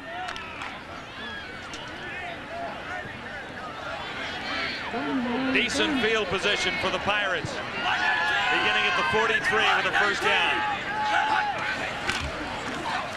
Tolliver near side has Patton near the 50. Better than halfway to a first down.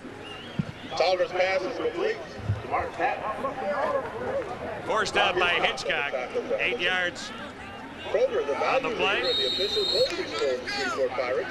Invite you to come to any of their Shreveport grocery And that's been the key for Shreveport. The first quarter, they didn't have the ball enough times to get into a rhythm, but in the second quarter and now on this first drive of the third, they've had good second down situations. Second and a couple as Tolliver goes back to the shotgun. Can't spot a receiver. Almost intercepted. Almost the third interception of the ball game. Don Robinson had one earlier, and he could have had another right there. But Don Robinson just kept closing on Freeman Basinger, and the longer Tolliver waited, the faster Robinson was coming. And, you know, really, had he maybe had a little better hands, he might have had his second pick of the afternoon. It's a solid secondary for Hamilton. You know, that's why they want Tolliver to have to throw to beat them. They feel like they match up pretty well against this Shreveport receiving core, and of course, you know, with as many interceptions, second in the league as they have, they feel like they're going to make some big plays, but they let Shreveport get a lot of passing yards in that second quarter. Winfield is deep for this third down punt by Robbie Keane.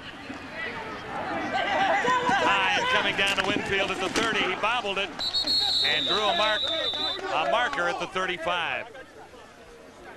But the key for Winfield was to come up and not let the ball hit the ground, and he knew that he'd get a chance to get this no yards penalty, and this would be a 15-yarder, I'm sure.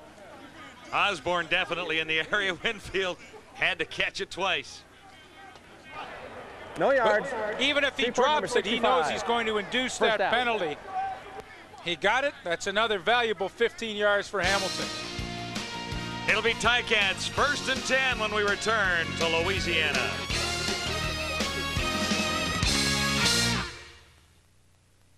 You got enough quickness to come back and count on 13 of 8 o'clock as the Shreveport Pirates close out their 1995 season. Just talking it over on the Shreveport bench.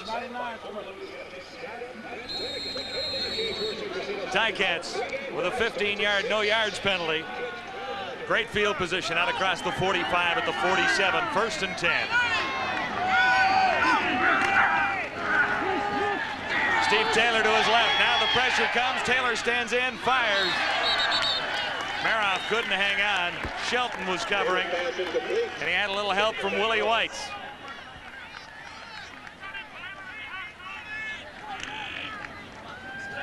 Frank Maroff does a pretty solid job here. He is down, and when he comes down, he's going to run the hook, and he comes back between two Shreveport defenders now. He makes the right read here. He's trying to work now. He feels the pressure back into that hole, and Steve Taylor puts it there. I mean, that's just a tough ball to complete. You know, that goes a long way when there's two guys pretty close that can close in and make the play. Again, the Ticats facing second and long. Scott was leading the charge. On the near side, intended for Winfield. He couldn't make it. Harold Nash was covering. Harold Nash has had himself quite a ball game this afternoon, and when we saw him earlier in the year, teams were picking on him, but here Winfield is in a switch position where he moves in at slot back, and watch Nash come over the top right here with that right hand. I mean, that's a heck of a play by Harold Nash. And teams picked on him early in the year. I mentioned when you get down in scoring zone, you go at 0-0, but this afternoon he's been solid as a rock out there.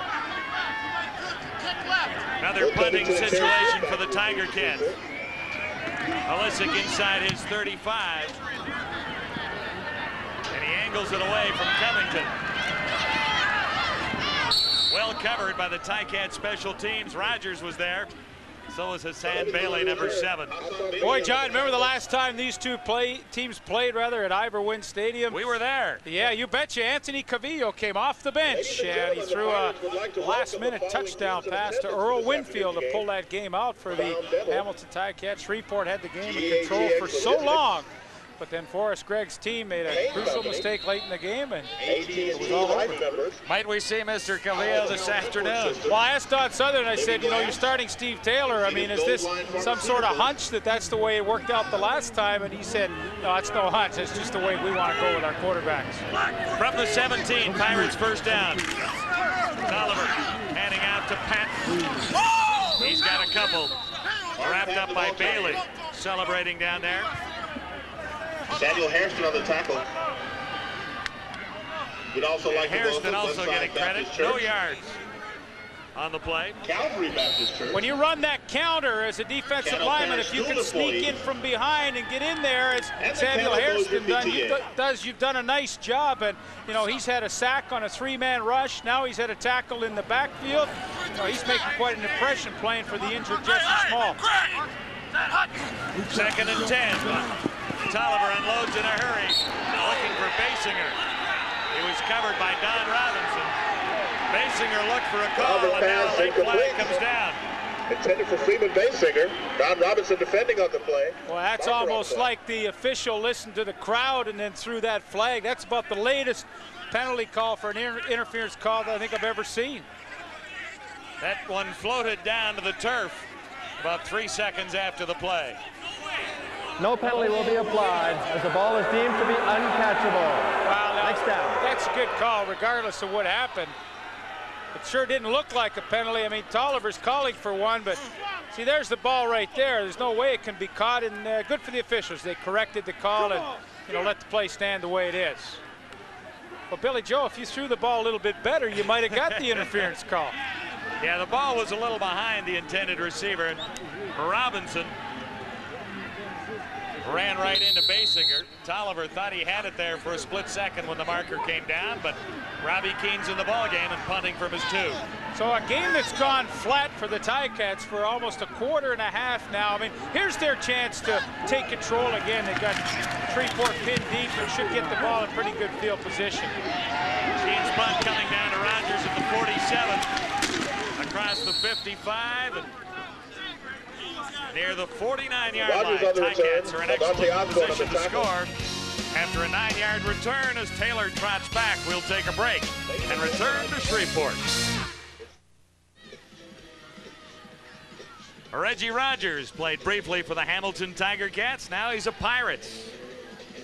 Robbie Keane got a pretty good punt away on the last play. Let's take you back and look at the punt and the return by Rogers.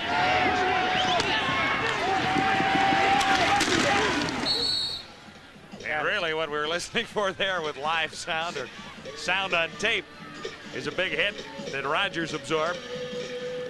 John, as I look at this football game, one of the things that Hamilton really wanted to do offensively was to have Steve Taylor run with the football, and he just has not done it yet. He hasn't attempted one rush. Yeah, he's avoided the rush nicely a few times, but in chatting with Don Southern and Mike Farragelli, the new offensive coordinator, they felt like he really had to give this offense that intangible, but has yet to do so, and I think it's about time he started.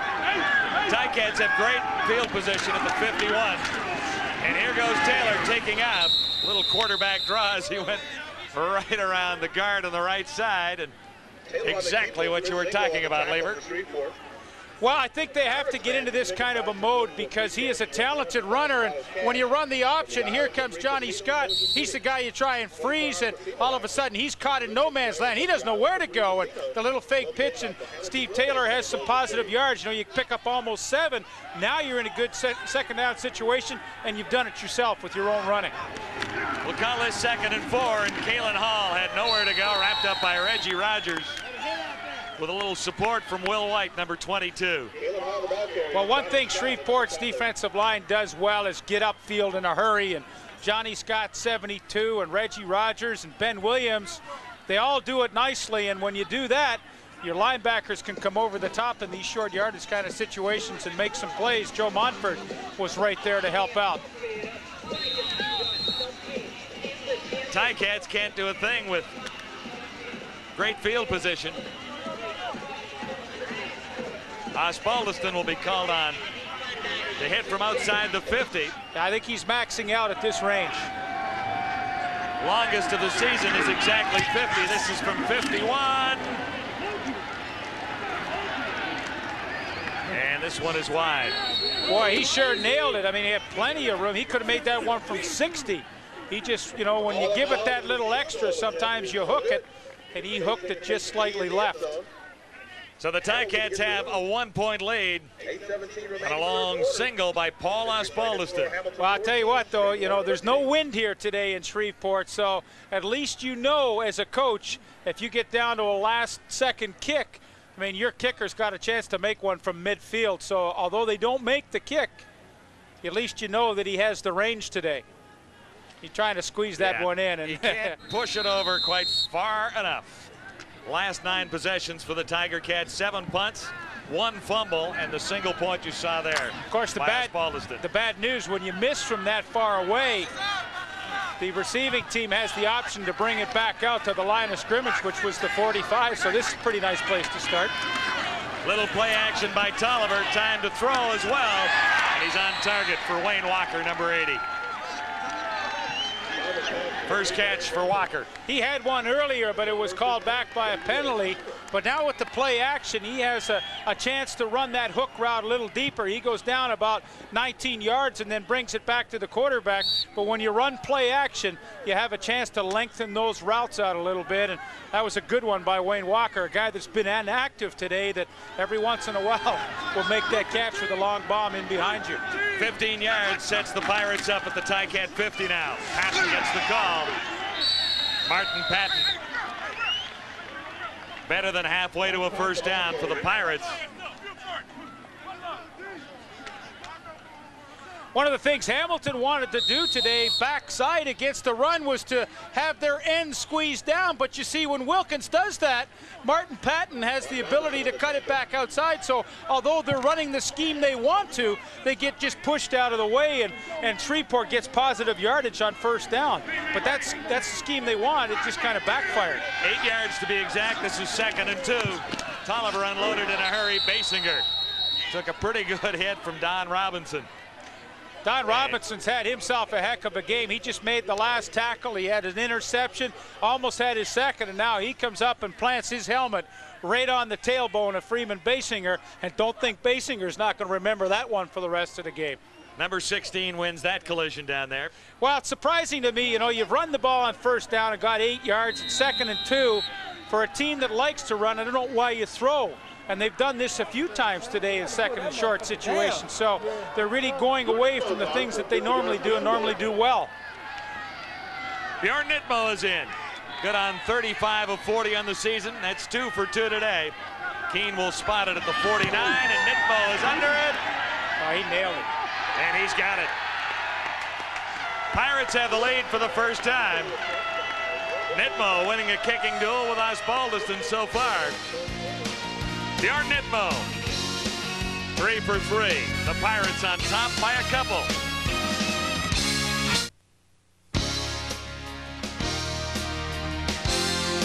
CFL Live, brought to you in part by NGK Spark Plugs, the spark of genius.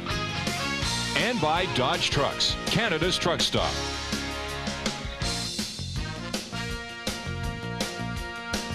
Bjorn Nitmo has given the Pirates the lead for the first time this afternoon. It's 16-14.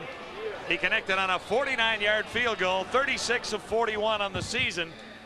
His longest 55, and the percentage keeps climbing up this afternoon. He started around 86. He's done a nice job. You know, you look at kickers around the league and who has the strongest leg.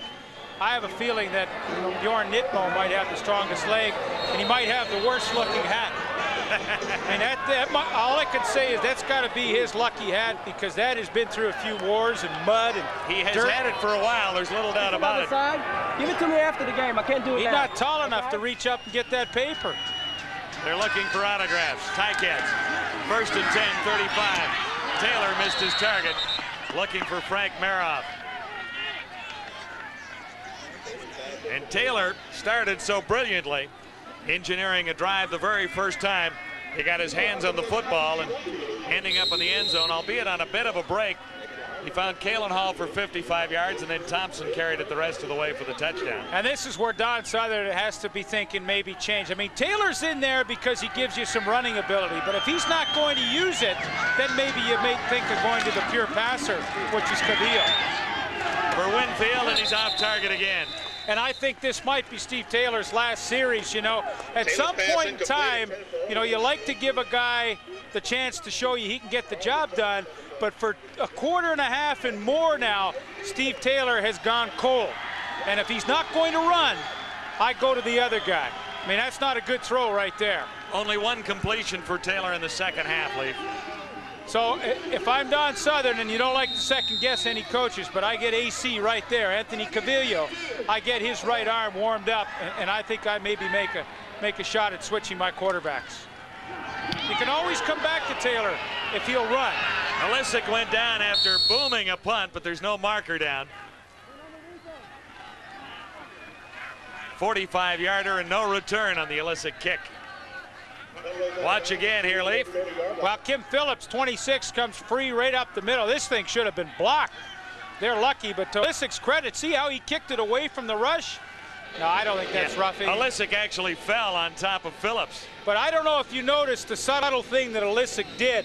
He saw it coming, and he kicked it left so it wouldn't be blocked. I mean, after 19 years in the league, you learn how to do these little things. And he made a great play before the second quarter ended to make sure Shreveport wouldn't have any time on the clock, and now he made another one. Pirates beginning at the 30, leading by a couple. Tolliver under the cover for Bradford. And after the reception, Bradford makes the play for the first down. Stopped by Gary Lewis. It's 11 yards. For number 2, Norman Bradford. Well, Billy Joe Tolliver's done a terrific job with this particular pass pattern. I mean, this is the last guy he wants to throw to is Norman Bradford, but when everybody keeps dropping deep, as Hamilton seems to want to do, this is where you have to go, and Bradford has a lot of room before any Hamilton Ticat defender even gets near him. So for Tolliver, it's smart. It's not what you want to always do as a quarterback, but it's the smart thing. This is Martin Patton, number 5, on first down. He grabs 5 before being forced back. Keith Embry was in on it, and Mike Campbell.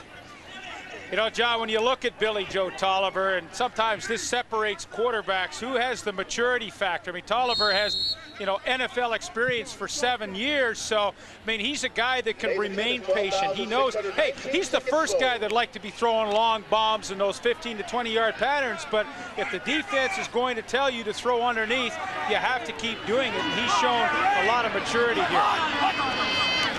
On second down and 5, Tolliver almost had it intercepted.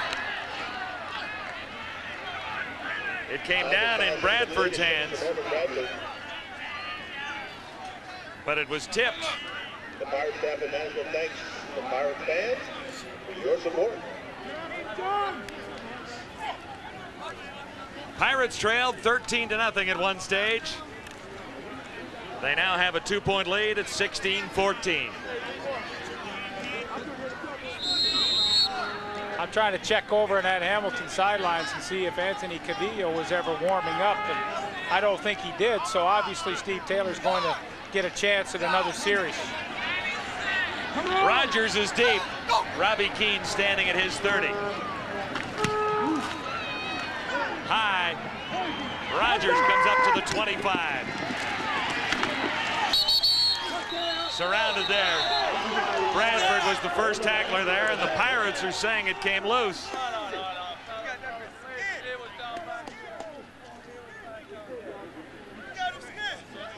Apparently not.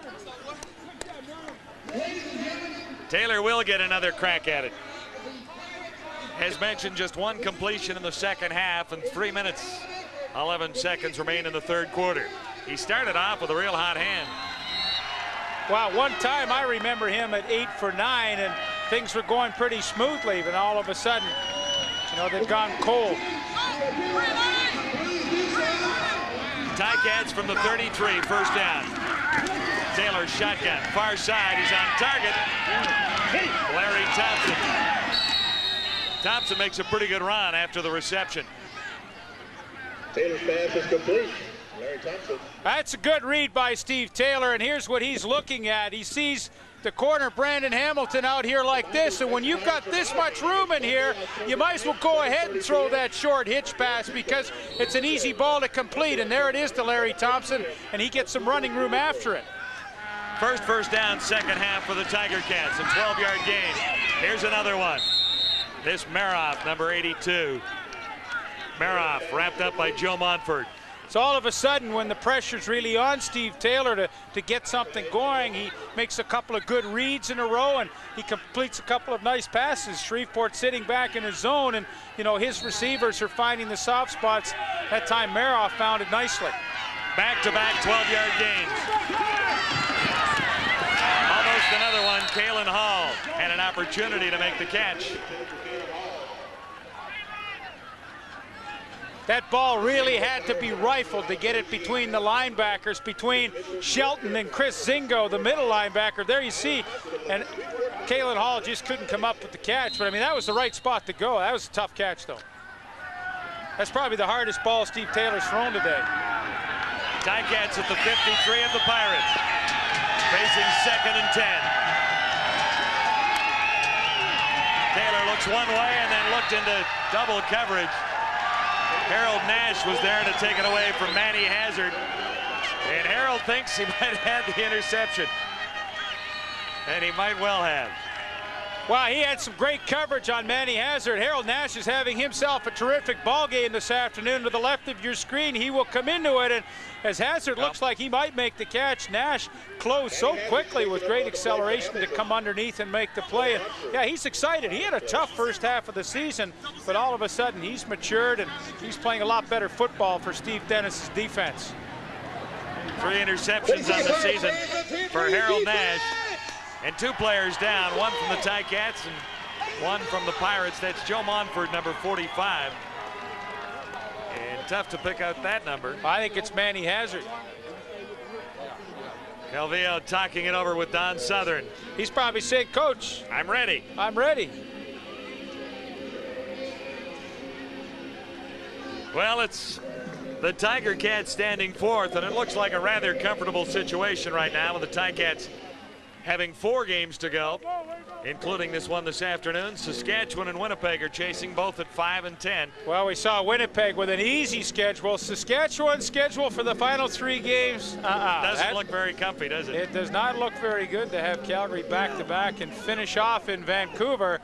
And I suspect that final game for Vancouver will be pretty important to them as to whether they may finish 2nd or 3rd and have home field advantage in the playoffs. Covington deep.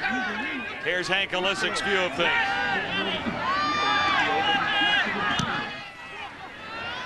High towering kick aimed to the sidelines. Covington misplayed it and it rolled out of bounds. It turns out perfectly for Olysyk, who was heading it for the sidelines and ended up with a pretty good angle on it. 46-yard punt. And that's the reason why Don Southern made the change. 46 yards, lots of hang time and no return, and the ability to kick it to a particular spot.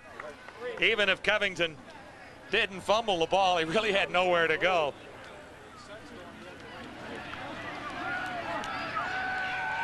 So Tolliver will start deep in Shreveport territory, just across the 5-yard line. Well, you know, Hamilton's had some terrific opportunities in this 3rd quarter to turn the game around as a result of field position. And here's another one of those chances with Shreveport starting on their own 6. Tim Brown starting in the middle for the 6th time for the injured Michael O'Shea. Pat breaks one, and he'll get a key first down for the Pirates. Gary Lewis, 17, made the tackle. 11 yards the gain. Chris Dawson is the center playing his first game now. He's going to give the snap to Tolliver, but watch how he comes around and leads the hole up through for Martin Patton. Dawson coming directly from the Jacksonville camp in the NFL, and what a terrific block that was on Tim Brown, the middle linebacker. I mean, as he comes up through the hole, he's searching for the middle linebacker. He found him and made a heck of a hit on him. Pirates first down. Patton again. And Martin Patton better than halfway to another first down for Shreveport. 9 yards the gain. And Tim Brown makes the tackle. All of a sudden, Chris Dawson, I mean, this is back-to-backers. Watch here, he's double-teamed, and then he'll chip off and make another block. So here's the double-team. Boom, now you chip off with the right guard, Chuck Reed, and you open up another huge hole for Patton. So, you know, when it was crunch time, you're backed up, 2 running plays, and all of a sudden they're out to the 26-yard line. This is 2nd and 1. Patton has the first down. Grabbed from behind by Brown. And Hitchcock is also in there, as well as Keith Embry.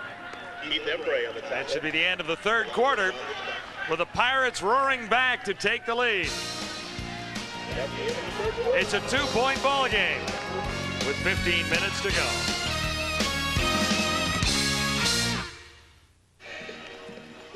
Ready to begin the 4th quarter in a game the Tiger Cats are desperate to win, but they've let things slip away. Pirates were down 13-0 and now have the lead. Well, and they've done it with some hard running. I mean, 3 running plays in a row, and they've gone from their 6 out to their 30. That's production on the ground. First down, Shreveport. Play action, Tolliver standing in. He's got Basinger out near midfield. Basinger has made all the catches today. 23 yards for Basinger. Stopped by Roger Hennig. Boy, you get into that play action. You got 3 good running plays. Now you get Tim Brown stuck right up in there, and you can throw over his head. See that? Over top of the linebackers. 3 good rushes. Now you go to play action, and that's a nice job by the Shreveport offense to take advantage of the running game using the pass.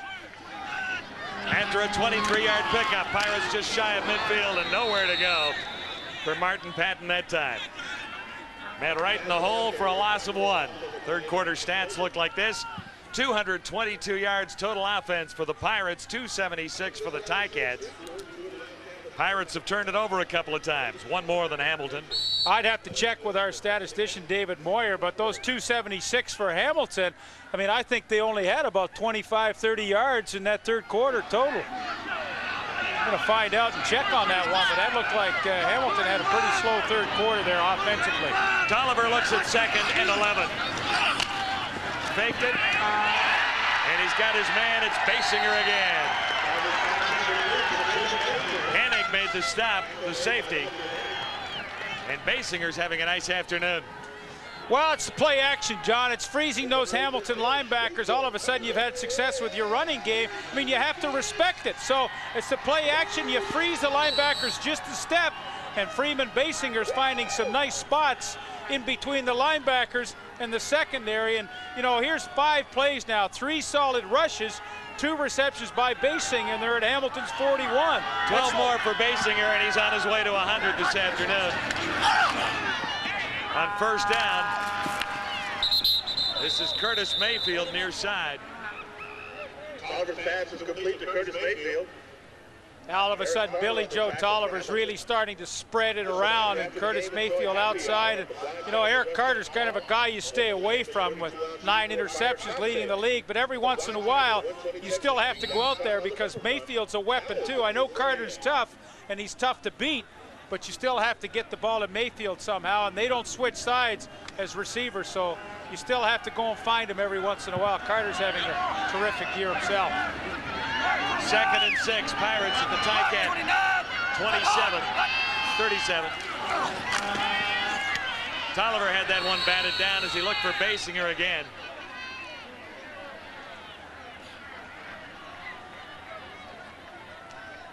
Mike Campbell got a mid on this one. Yeah, here comes Mike Campbell here. They're running a little stunt to try and get some pressure, and Campbell won't get there.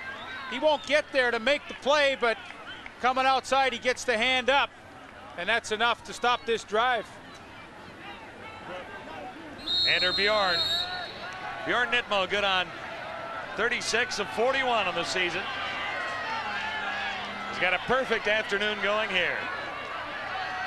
From 45, 27, and 49. That adds up to 3 for 3, and from 45 here, no doubt about it, this guy can kick. He's up around 90% now. Pirates have roared back and now have a 5-point lead. It's 19-14. With Keene holding, Bjorn Nitmo nails another one.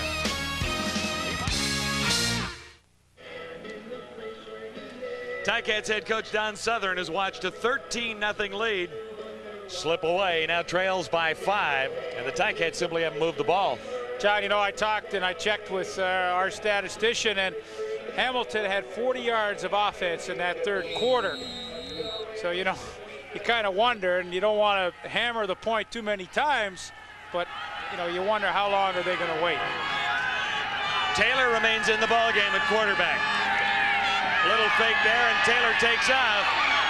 This is the extra dimension he brings to the Tiger Cats, and Leaf has been begging him to run this afternoon. Well, I really have, and, you know, even at the end of that play, Anthony Shelton, the linebacker, came up to make the tackle, and Steve Taylor, you know, went helmet to helmet, and Shelton lost that one. So, hey, this is good rollout. You got the option to throw, and then you have the option to do this. Watch the end. Whoa. Hey, guess who goes backwards? It's Shelton, not Taylor. That's kind of unusual for a quarterback to be able to do that. And the quarterback, Taylor, grabs an even 10 for a first down at the 45. Now he'll throw as a man open. That's Manny Hazard, and stopped by Carlton Johnson. A lot of times the corners for Shreveport are rolling up in coverage to try and slow down Larry Thompson and Curtis Mayfield. And when that has happened, both Manny Hazard and Frank Maroff this afternoon have made nice little adjustments from their slot back position, just curling out into that vacated hole. You know, when the corner moves up, there's a hole to his inside, and Hamilton slot backs, to their credit, have been finding it, sitting in it, and catching some nice balls there, and, you know, pretty close to a first down on this one. Hazard's 5th catch, he has 50 yards. And he's just shy of the first down for the Tiger Cats. Hamilton trailing by 5 at 19-14 and inches away from another Ticat first down.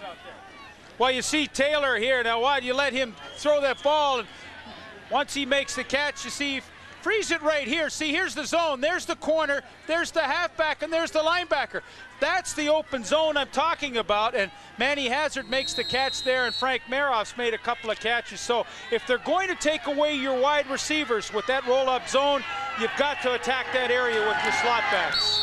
Taylor has the first down on 2nd and inches, rolling in behind Dale Sanderson, Blaine Schmidt, and Doug Davies. So, you know, when you look at how you attack a defense, I'm sure Mike Farragelli sitting up in the press box, he's calling all the plays through Mike Kerrigan, the backup quarterback on the sidelines. And, you know, he sees the defenses. He has an idea of what plays will work, and I'm sure he sent those plays in. On the short side, when they roll up, let's hit that soft area. Ticats just across into Shreveport territory with a first down at the 54. Pitch to Kalen Hall. Markers are down as Hall turns the corner. Hall has a 6-yard gain pending the outcome of this infraction.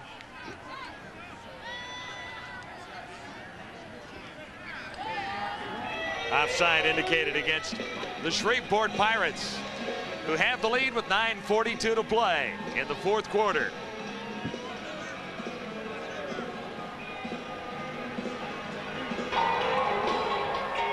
Offside, Shreveport number 75. First down repeated. That's Reggie Rogers. Played with the Ticats in 1994. 4 games with the Pirates as well in '94 in his 2nd CFL season out of Washington.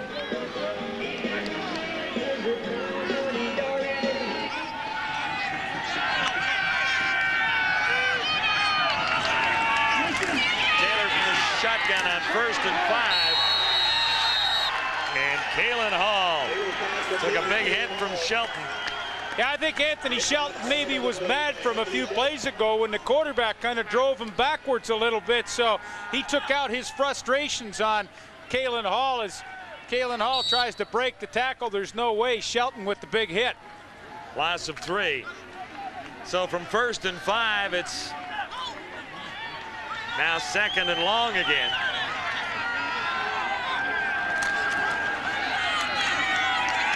Taylor stands in to the last possible second, goes looking for Thompson, and it's picked out. Hang on, he didn't hang on, but Evans did make the play. The ball hung up a little bit for Steve Taylor. Frustrations continue for Don Southern. It's kind of unusual for Taylor here. He had a chance to step up into the pocket. I mean, there's no wind to affect this football, and with Thompson's speed, I think in those situations you have to throw it. So if anybody has a chance, it's only Larry Thompson with his speed, but that ball was underthrown enough that Bobby Evans almost had the interception. Covington, the lone man back for Hank Olisic's kick. Olisic will step across the 45. And he angles it toward the sidelines.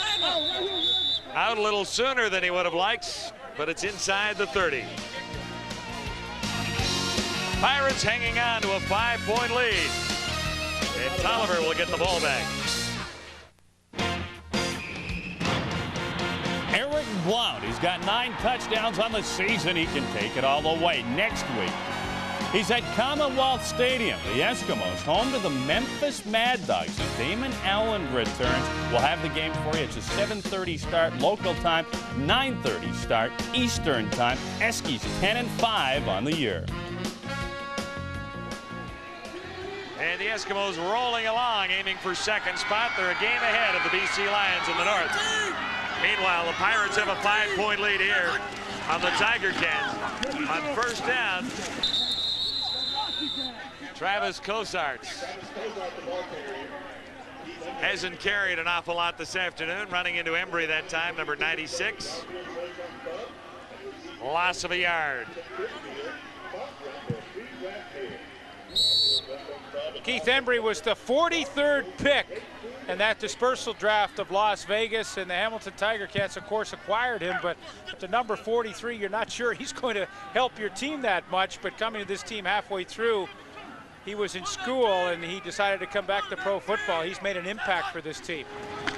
2nd and 11 facing Tolliver. And he has Norman Bradford. Good run by Bradford after he made the catch. Stopped by Tim Brown, but Bradford will come up a little short. That's why both these defenses today are tough to beat in 2nd and long because of their style with the 4-man rush and the 8-man dropping back in coverage. So as a quarterback, when you get in that 2nd and long, it's very, very difficult to convert those 2nd down situations. And you've really seen an example of that. When the teams have had 2nd and 5 or less, they function so much better than in those 2nd and longs. And this, you know, I chatted with Steve Dennis, their defensive coordinator today, and he said the biggest problem Shreveport's had this year, they've been in a lot of close games, is they just haven't been able to close out games. They don't know how to do it yet, and here's another chance for them. We're halfway through the 4th, and they've got a 5-point lead. Robbie Keane's kick coming down to Rogers. Rogers draws a marker, so the Ticats will get a little more yardage on a 4-yard return. And I don't think Forrest Gregg likes the call on the marker that's down on the field right now. Pirates are out of the playoffs, but there's still a lot of fight in this guy, Forrest Gregg. Hey, we'll get you back to Shreveport in just a moment or two. On to a little baseball as the playoffs continue. The New York Yankees, Seattle Mariners. How about dandy Don Mattingly at the plate? He'll punch one through the right side. He singles in O'Neill and Williams. 3-0 for New York. It comes off the starter Chris Bosio. The Yankees lead the best of 5, 2-1. They win this contest. They're moving on. Don Southern and the Hamilton Tiger Cats in arrears by 5 points to the Shreveport Pirates. This guy should be a pretty good head coach. He played for Woody Hayes at Ohio State. I'm speaking of Don Southern.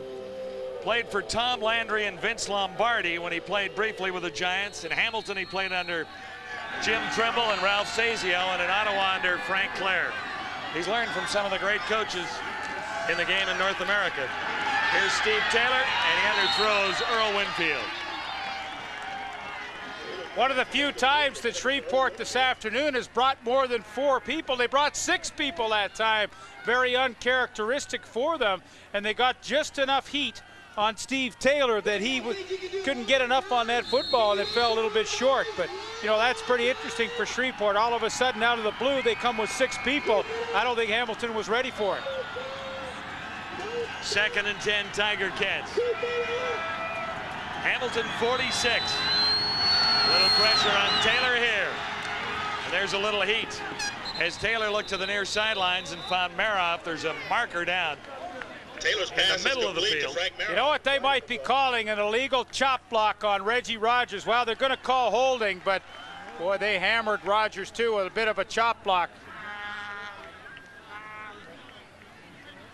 That'll wipe out a 6-yard gain.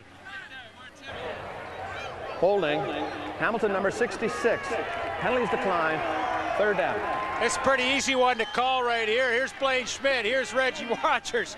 You watch what happens. Rogers coming hard to headbutt. Now he wants to swim outside, and as he does, the old left arm of Blaine Schmidt went up, and you know, it doesn't really matter. They didn't get enough yards for the 1st down, so they declined the penalty, and Hamilton will have to punt. But nevertheless, Blaine Schmidt, who will snap on 3rd down here, has had his hands full this afternoon with Reggie Rogers. Rogers, a very, very powerful tackle, and he gives anybody their work. This is the 11th punt by Hank Alisic. He's been averaging 40.5. This one is low and not deep. Rolling to Covington, who slides, crossing the 33-yard line. Feet simply rolled out from underneath him after a 10-yard return. Alisic hit it for 43. John, I think as you look at this game, you have to give a lot of credit to Shreveport's defense. They've held Hamilton to 14 points, and how have they done it? Well, they've really taken away Earl Winfield and Larry Thompson. I think if you'd asked Forrest Gregg with halfway through the 4th quarter, if these 2 receivers had only caught 5 balls for 52 yards between them, would you be happy? I think he would have given you a resounding yes. And they've done a nice job doing that. And you know, when they do that, you've got to have your slot backs have a huge day, and that just hasn't happened for Hamilton. Pirates beginning at the 33, trying to protect a 5-point lead. Better still add to it. Wayne Walker makes the catch. Hennig is up from his safety spot, and Tim Brown is also there on the tackle. And that's a great call on 1st down. The wide receiver screen is a great 1st down play. And even Martin Patton, who's the good runner, got out and got a block that time. So things going pretty smoothly here for Shreveport. There you see the time remaining. A real sense of urgency for Hamilton's defense to tighten up in a hurry. Yeah, the Tiger Cats can't afford to give up a field goal now and make it an 8-point game. Tolliver on 1st down, a little play action fake. And he's chased down. Finally got it away left-handed to Norman Bradford. That's unbelievable play. Mike Campbell had him, and somehow Billy Joe Tolliver was able to throw it left-handed. Campbell with the good pass rush. Well, you see Mike Campbell, he's going to come here, and all of a sudden Tolliver with the left hand spinning out here is able to get the ball away. You figure out how he gets this done. Well, you think he might not have been the wisest play with Hitchcock standing right there. But it tells me one thing, that Billy Joe Tolliver, I mean, they're not going to be in the playoffs, but he's doing everything he can to help his football team win a game, and I think he got hurt doing it. End result, no gain. Passing yards for the Tiger Cats, 232. Tolliver, who started slowly, is leading that parade with 241. Actually, a loss of a yard here. This is 2nd and 11 now.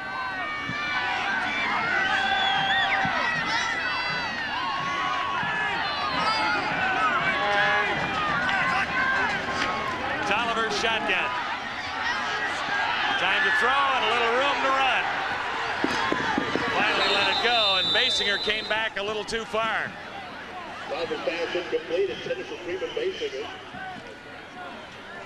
So is this Cavillo time. On the other side of the field as Tolliver heads to the bench. Well, Don Southern make a change. Certainly easy to sit up here and do all the coaching, but I have to think that this is the time with 4:41 to go to maybe make a switch to Anthony Cavillo. And there's no indication that that's going to happen. I haven't seen Cavilla warming up, so most likely it still will be Steve Taylor. You know, it's funny, I checked with Norm Miller, the communications director of the Ticats, at a commercial break to see if, in fact, Anthony Cavilla was 100% healthy, and you know, he said to his knowledge he was, so you know, that is not the reason why he hasn't come into the football game. Rogers is deep for this punt, and it's a high, towering drive by Robbie Keane. Sam Rogers near the 15, he's across the 20 for about 8 yards on the return. A 52-yarder, and it looks like it might be Anthony's turn.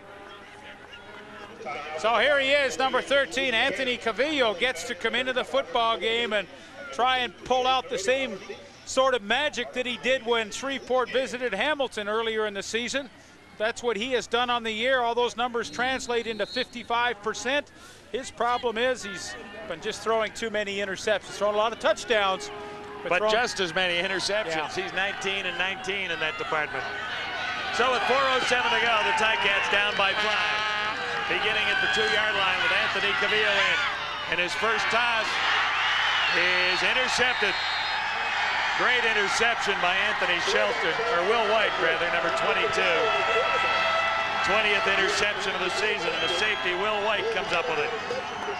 And Anthony Cavilla has a penchant for wanting to come in and make the impact play right off the bat. He goes deep, as he loves to do, but simply overthrows Kalen Hall, and Will White, with his first interception of the year, is sitting there waiting for it. And Shreveport Pirates, give them credit.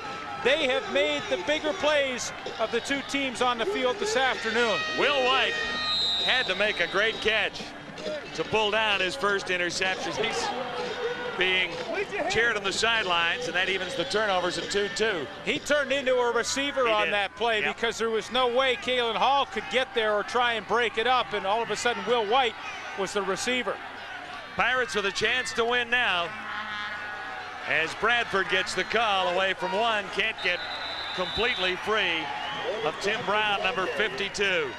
But still, when it looked as though they had a chance to tackle him near or close to the line of scrimmage, all of a sudden Bradford has picked up a solid 6 yards. Yeah. And what Bjorn is thinking about on the sidelines is a 5-for-5 day. And they haven't all been chip shots, as you can see.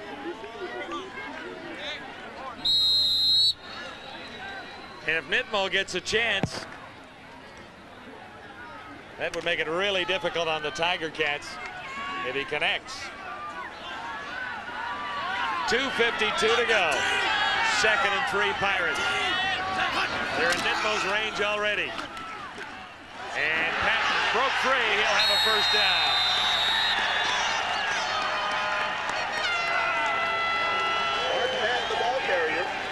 Samuel Hairston, solid game, but he couldn't stop the run that time. Tolliver has brought the Pirates back. He has a 5-point lead with less than 2 minutes and 30 seconds to go.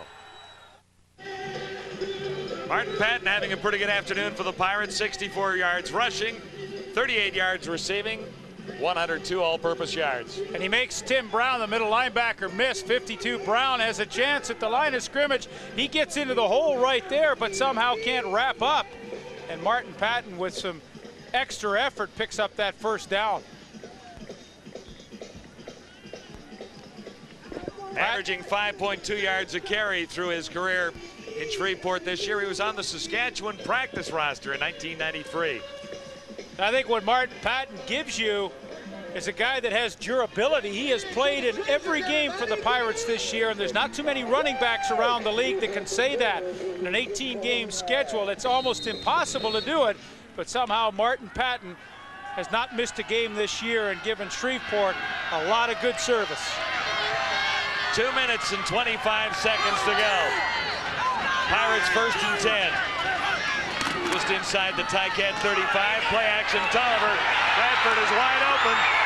He's gone. 34-yard touchdown. And Tolliver knew he had him.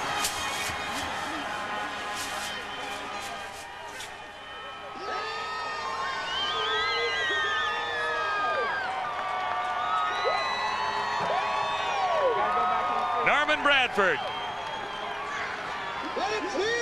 Here's Norman Bradford here. When they fake the patent, everybody comes this way, and a beautifully executed play action. You got Johnny Scott, the tackle, defensive tackle. He's wide open downfield, but I think it was a better choice throwing to Norman Bradford. A little more reliable, although Johnny Scott probably wouldn't agree with you. He was open too, but what a terrifically executed play by Billy Joe Tolliver in that Shreveport offense.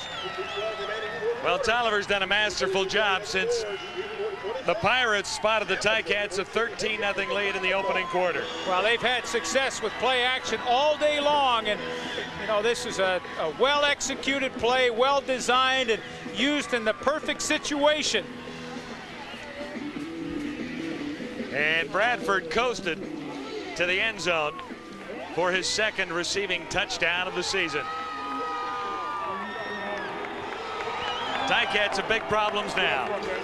I'm not so sure if Shreveport doesn't look like a 4-11 team today, or Hamilton's let them look like a better team than they are. I mean, Shreveport has played well, but Don Southern's team, who he thought would really come up with a good effort today, just hasn't been equal to the task. I'm really surprised by Hamilton's effort, and I suspect Don Southern is too. At one point, the Ticats had a 7-4 record. They lost 3 in a row, and this looks like their 4th straight loss. Trailing 26-14 with 2:12 to go. 26-14, y'all finals. Woo! Chuck Reed's pretty happy about that. And you know, if you've been on the Shreveport sideline this year, there hasn't been a heck of a lot to cheer about. Had I known Chuck was going to give the score, I certainly wouldn't have there. Sam Rogers brought down by Covington. Mayfield also in there. And now markers fly. Whoa! I think Pete Giftopoulos is going to get thrown out of this game. I think that's safe to suspect that. A right uppercut thrown by Giftopoulos there. I didn't see who was on the receiving end. I think it was Travis Cozart, number 24. Giftopoulos was kind of using him as a punching bag. I count 4 penalty flags on the field.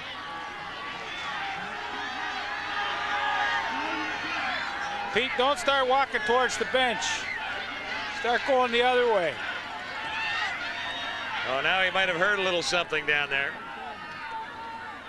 Giftopoulos was sitting merrily at 285 pounds about 4 weeks before camp started, figuring he was going to be backing up the offensive line.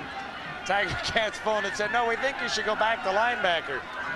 So he lost about 45 pounds in 6 weeks.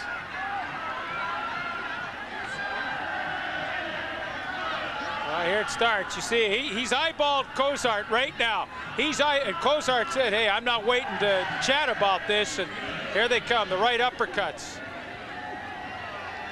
See, those are the punches that take their toll in the later rounds. Go for the midsection. This is another good one. I think he got the face mask with that, didn't he? Yeah, it's tough to hurt that face mask. That's what I always loved about these fights. I'm not quite sure what you accomplish in these ones, but I know one thing: when it's all over, you feel better after getting in one. I mean, I wasn't in too many, but even though you're punching, you're hitting helmets, you're hitting face masks, you're doing no damage at all, you feel better about it. Disqualifications, Shreveport number 24 and number 39. Disqualification, Hamilton number 90. Difference of 25 yards, first down. Chris Zingo goes out along with Cozart for the Pirates, and the Ticats lose just one. Giftopoulos. Here's a look back to see how this might have begun. Well, there's Cozart 24. I mean, I don't quite know what he did. Well, Bradford in it with Tim Brown there. Yeah, he hit Tim Brown in the back. Nitmo, what's Nitmo doing? I didn't even see him. Nitmo's in there like a pitcher in baseball when these brawls break out, right? No, he's a little more active than that. You show the Canadian refs are trying to get away.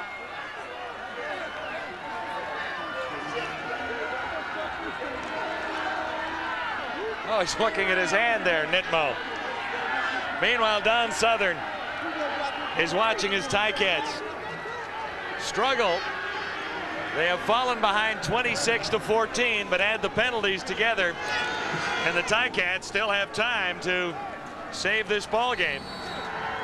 Well, Anthony Cavillo needs to get into the end zone in a hurry. You see the time remaining and not a lot of it. Cavillo stays in. Maroff can't make the catch. Stepping out of Browns. In front of Bobby Evans. In the net, in the net. Meanwhile, the little punch up down there overshadowing the scoring drive. It covered 3 plays and 50 yards in a time of 1:43. Pretty play here. Tolliver, wide open Bradford, and nothing but green grass in front. And you can do that when you have a good running game. That play action has been a good weapon for Shreveport today. But if you're not running the ball, you can't run those kinds of things. 2nd and 10, and Cavillo had it tipped. Looking for Kalen Hall. Ray Savage is celebrating down there. 3rd and 10 with 1:49 to go. So you freeze it right here. Here comes Ray Savage working on Val St. Germain, and of course, when you can't get the sack, you put those hands up and something may happen. In this case, his right hand deflected that ball away and puts Hamilton into a desperation 3rd down gamble. Little noisier here now. Ticats gambling on 3rd and 10. Cavillo swings it to Kalen Hall out of the backfield. He's got a 1st down. Kalen Hall made the play. Cavillo got it to him, and it was all up to Hall after that. Well, it's not the place Cavillo wanted to go with the football, but it was the only place he could go. So to his credit, he just hoped that Hall could make those extra yards and pick up the 1st down. And a nice move right here, and he gets it. And I mean, Hamilton's still got a shot at this one. They need 2 majors to win. Cavillo goes for it all. Winfield can't come down with it. They're saying no interception, no catch. Well, he made the interception, did Harold Nash, but he was lying on the sidelines.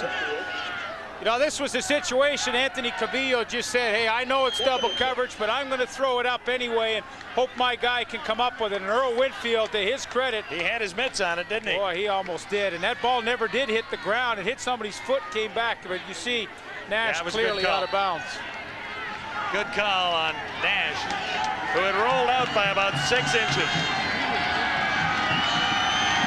1:30 to go. Ticats down by 12. 2nd and 10. And this one is picked off. 2nd of the game. Tossed up. Carlton Johnson has the interception. 2nd of the game by Cavillo. Too many interceptions. That's his 21st of the season compared to 19 touchdowns. So the Pirates should be able to finish things off now. You would think so, and you know, you always have to look at which teams make the bigger plays in the game, and that usually decides the outcome. Well, it's clear that the Shreveport Pirates have made all the big plays this afternoon. That the final one by Carlton Johnson with his interception, but the Hamilton Ticats just have not been able to get the job done. Interesting the start they had, Leaf, isn't it? First 3 possessions, they scored on all 3. 1 touchdown, a couple of field goals, and the last 14. And that's been a problem. And only 1 point on a missed field goal. Pirates with a chance to run down what's left of the clock. 1:16 now. Well, for Shreveport, I mean, you don't know whether they're going to be here in Shreveport next year or where they will relocate, but I know one thing. I mean, they've got some personnel to build on. You know, we talked earlier today, John, you and I, about what does this team need to really solidify it and strengthen it. I think they need some linebacking help. I think they need an impact player on defense, but certainly on offense, they've got a lot of tools and a lot of weapons, you know, to be really competitive next season. Martin Patton again, that's back-to-back plays, and that was 2nd and about 3. Time ticks down on the Ticats. 47 seconds to make up 12 points. Virtually impossible. And one thing that Forrest Gregg's team has that a lot of other teams, including Hamilton, would love to have is an ability to run the football on offense. And, you know, I don't care if this is a passing league or not, you still at some point in time have to run the football effectively. And You saw that today the way the Shreveport Pirates ran it well and then used play action off it well. So it makes a huge difference. When you have that ability in your offense, you have a chance to win some games. And just enough for a first down there. So Tolliver will take his time. And Don Southern is facing his 4th straight loss. Rushing yards almost even.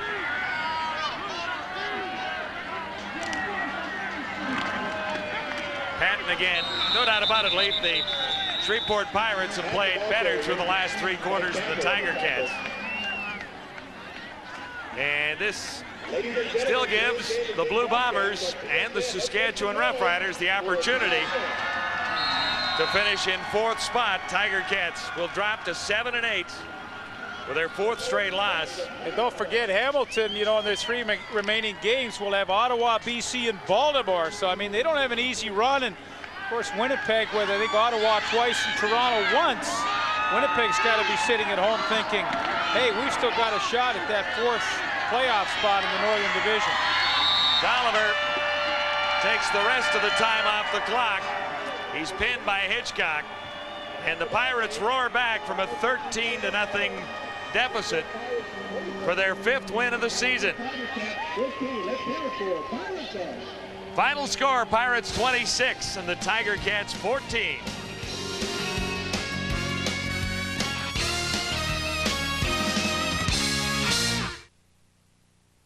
Grey Cup 95 is almost here. If you can't get into the stadium, then get into the look.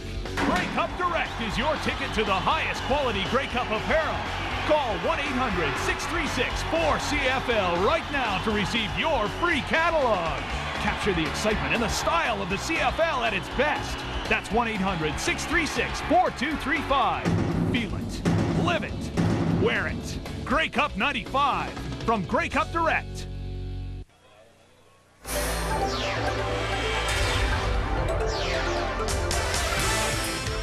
Time now for the TSN Turning Point, brought to you by Apple Auto Glass. Well, it came late in the 4th quarter with the Shreveport Pirates leading 19-14 on a 2nd and short situation.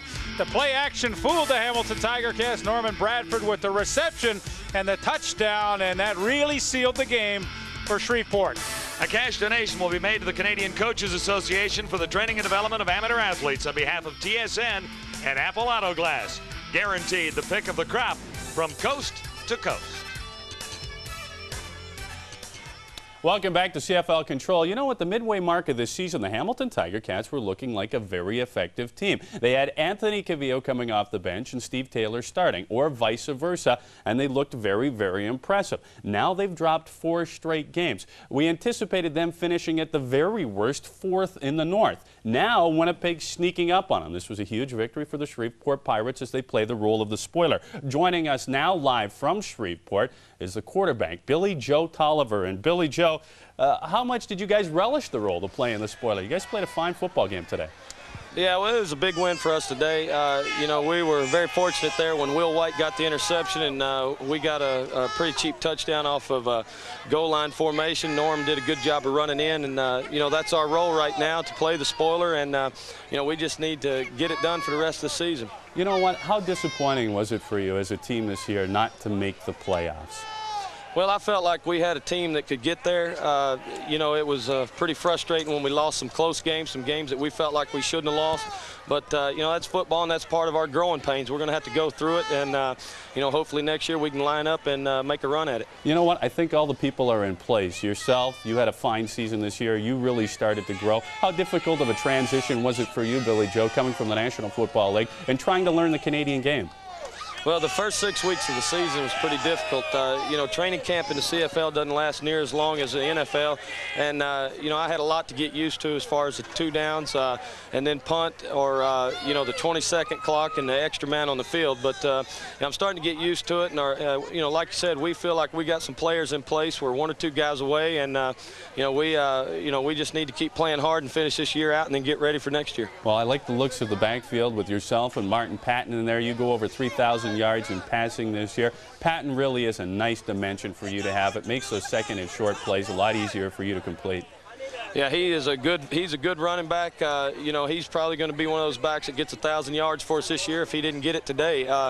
You know, we got a good 1-2 punch with him and Norman Bradford, and then Kozark coming in, and he runs a little different style than Patton, and that helps us out in the running game. Well, you guys used that screen, and it was pretty effective, and you hit Bradford, and he goes in for the touchdown. I'm going to put you on the spot here if I can. The South Division is extremely competitive, and it's very tough. Of the teams that you have faced from the South, whom do you respect the most? Well, defensively, I tell you, Memphis has got a very strong defensive unit. You know, of course, San Antonio's got a good defense. And, you know, when you get down here, you want to talk about building football teams, and you got two new franchises. They're going to build it with defense first. So we're going to have some strong defense down here in the South. And, you know, when we catch up with the Northern teams' offensive football, we'll give them a run for it. Hey, you guys definitely did that today. You come up on the winning end. We appreciate it. Billy Joe Tolliver, the winning quarterback, as the Shreveport Pirates improved to 5-11 on the season. We appreciate him taking his time. The Hamilton Ticats now fall to 7-8 on the year. Let's go back to John and Leif, who are in Shreveport. And gentlemen, as I was saying earlier, not that long ago, the Ticats were looking like a real tough team. Now they've dropped 4 in a row. This has been an incredible season to try and describe for the Tiger Cats. We saw them, 3 weeks ago, and they were 7-4 shooting for second spot. Talked about that a little bit earlier. Now they've lost 4 in a row, and I still think they can grab the 4th playoff spot and a shot at Calgary, but realistically, they've got to turn some things around. Well, they've really struggled, John, and it's tough to pinpoint exactly what their problems are. I mean, offensively today, they started off with a terrific first quarter. They had 161 yards of total offense, and then in the final 3 quarters, only 152 yards total, with 3 turnovers. So offensively, obviously, they are struggling. And, you know, it's funny, as Darren mentioned, I kind of look at a team every year and pick out a Cinderella team in the league, and I thought it might be the Hamilton Tiger Cats this year, but after these 4 straight losses, I'm not so sure. And what Don Southern has to do, I mean, this is a tough one to figure. I mean, the defense didn't dominate the way I thought it could, and the offense is struggling, so it's back to square one. Yeah, a little bit surprising, Darren, as we looked at this one this afternoon, particularly after the Tiger Cats had a 13-0 lead in the opening quarter. We thought they were home and cooled out already, but that wasn't the case here today. Thanks very much, gentlemen. Joining us now live from Shreveport once again is Bjorn Nitmo. He was 4 for 4 on the day. He had a fine day kicking the field goals, and he's had a fine year, as a matter of fact. One of the high percentage kickers in the Canadian Football League. And as a matter of fact, he has a couple of 55-yarders. He joins us now from Shreveport. Bjorn, let's talk a little bit about this team. You've watched it progress since the beginning of the season. I like the Shreveport Pirates and the way that they have progressed. Unfortunately, you guys will not be going to the playoffs.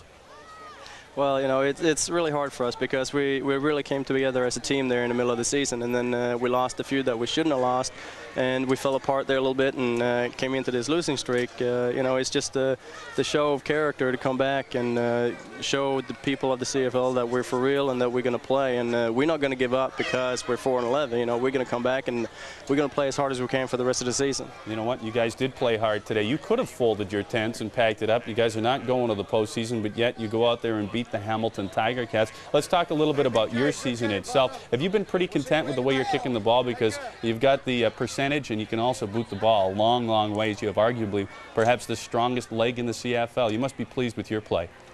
I'm pretty pleased with it, you know, but I'm just part of the wheel here, you know, one little cog of it, and without the other 11 guys on the field, you know, I won't do a whole lot. So, you know, we got a really good team here, and the field goal team itself is doing really well. You know, they're blocking for me, and my snapper and holder are doing a really good job. And we had a little problem in the beginning of the season with it, but, you know, after that, we took care of the business, and it's been a pretty good year for me. You know, I'm not great with it, but it's pretty good. Yeah, you have had a fine season. I think the Pirates are going to get a lot better in the upcoming years. We appreciate you taking the time. Congratulations on the victory today. Thanks a lot. Appreciate that. Bjorn Nitmo, once again, the winning kicker today. The Shreveport Pirates knock off the Hamilton Tiger Cats. What we'll do is we'll take ourselves a short break. When we return, it's more CFL Live on TSN. Stay tuned. We're back in a few moments. Pirates win 26-14.